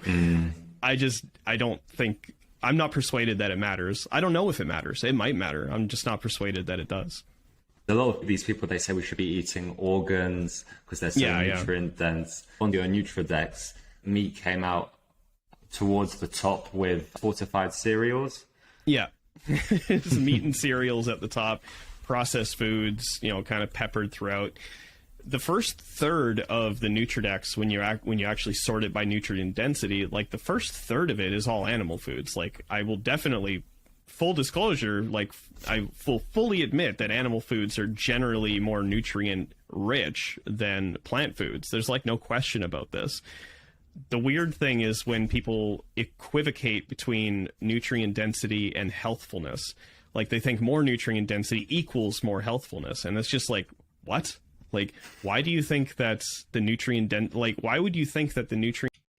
Yes, this is a really good point. Glad to hear Nick saying this, because this is a big catchphrase, talking point, slogan for a lot of the meatheads. Nutrient density. You got to have nutrient dense foods. Yeah, that's not a health outcome. No reason to think that that's associated with better health outcomes. It's one of these things that kind of sounds like it's probably healthy, right? Nutrient dense. That sounds like a good idea. But yeah, if these people could say that the animal foods are healthier or associated with better health outcomes, if there was evidence to support that, they would say that. But alas, there is not. So they go to these kind of weak mechanistic proxies, nutrient density, bioavailability, ultra-processing. All of these are meant to imply that the meat is healthier and the animal products are healthier. But that's actually not the case. Have you got into the B12 as a PSYOP fight yet? No, not yet. I do like to talk about PSYOPs, but I'm not working on the B12 PSYOP, no. Nutrient density or the healthfulness of a food is necessarily indexed to its nutritional content and solely its nutritional content. It's just like a really weird claim to make, because if that were true, we'd be able to get along just fine with like multivitamins and Pepsi and whey protein shakes and stuff like that. But it doesn't work that way, right? There are other things that comprise foods that affect the healthfulness of those foods. So just because animal foods come out on top, I wouldn't take that as any kind of indicator that they are healthier than one food or another. Then after that, beans are in the middle bracket. It was like around if organ meat's got a 10 out of 10, legumes got like a 6 or 7 out of 10. You say you're vegan, but you eat oysters. Yeah. Something other vegans really dislike about me. Oh, interesting. Okay, Nick's work on the bivalves. Interesting. All right, well, this is something I've been thinking a little bit about lately, so I'll be interested to see what he says on this. Presumably, the idea is that bivalves are not sentient. Why do you believe that oysters are vegan? I think, so I place moral value on sentience above anything else. And if a creature or a being is not sentient, I'm just not sure what there is to value there, right? Because if they have no capacity for cognition or well-being or suffering preferences or dispositions, I don't know why I should care about it. And there are animals that fall into this bucket, and I just don't understand why they can't be vegan, right? Like if your definition of vegan is, behaviors that don't entail like the exploitation or suffering of animals being defined as, that which belongs to the kingdom, the phylogenetic kingdom of like Animalia, well, then I could just ask the question, like, okay, say Santa's elves weren't animals. Would it be vegan to factory farm Santa's elves? And if the answer is anything other than a yes, that would be a contradiction on that definition. the thing is that I don't sign off on that definition. I don't think it's vegan to turn Santa's workshop into a slaughterhouse. So that leaves open the possibility that there are other functional, like operational definitions, or ones that one could use. So I use a definition that just includes things like oysters and non-sentient animals. And that seems pretty straightforward to me. Some of the arguments I hear online, people say oysters, they still have some sort of nerve. Yeah, nerve ganglia. So they'll say things like, yeah, the oysters have nerve ganglia. And it's like, yeah, so does a brain-dead human body. Do you think the brain-dead human body has moral value? And if they say yes, it's like LOL. And if they say no, it's like, okay, why does the oyster have moral value? Yeah. You know, because you can hit them with a hypothetical. You can say, let's say there's a brain-dead body on life support, and there are some people who previously loved the person that this body was, and they would get some well-being if you took the body off of life support. And then we say, you know, there are these oysters here that have the same kind of biological machinery, and there's some people who just want to eat them, and they'll get some well-being by eating them, right? So what's the difference between these two scenarios? Would you take the brain-dead body off of life support? For those people, it's like, yeah, because I don't value the ganglia. And by extension, yeah, I think those people should just eat the oysters. They would get a lot of well-being out of them. And I think that well-being probably supersedes the oyster's rights. I don't even know what it means to give rights to something that isn't sentient. Like, it's just so bizarre to me to think that oysters aren't vegan. Some people say, oh, we don't exactly know what they feel from the nerve ganglia. I mean, that's just begging the question, right? Because it's already supposing that there's feeling before it's even been established that there's feeling, right? We don't know what they feel. Well, why are you presupposing that they feel anything? Like, maybe it's just like lettuce. Like, I don't think there's any there with lettuce, right? Where they have like a conscious experience. I don't think there. Right. Sorry to cut that short. I'm going to call it there, guys. We did nearly 3 hours. I'll pop the link to this video in chat in case anyone wants to finish that out. But that's going to be all for me today. Make sure to drop a like, subscribe, all that good stuff if you haven't done it already. Ring the bell or put the whatever you call it, right? Put the notifications on so that you know when I go live. And thank you guys for watching. We'll do probably a few streams in the afternoon/evening next week so that we can keep on doing prep for the debate the week after. And get in the diary for, it's going to be UK evening on Tuesday the 24th. I appreciate you guys a lot. Thank you so much for watching. And I will catch you all next stream. Cheers.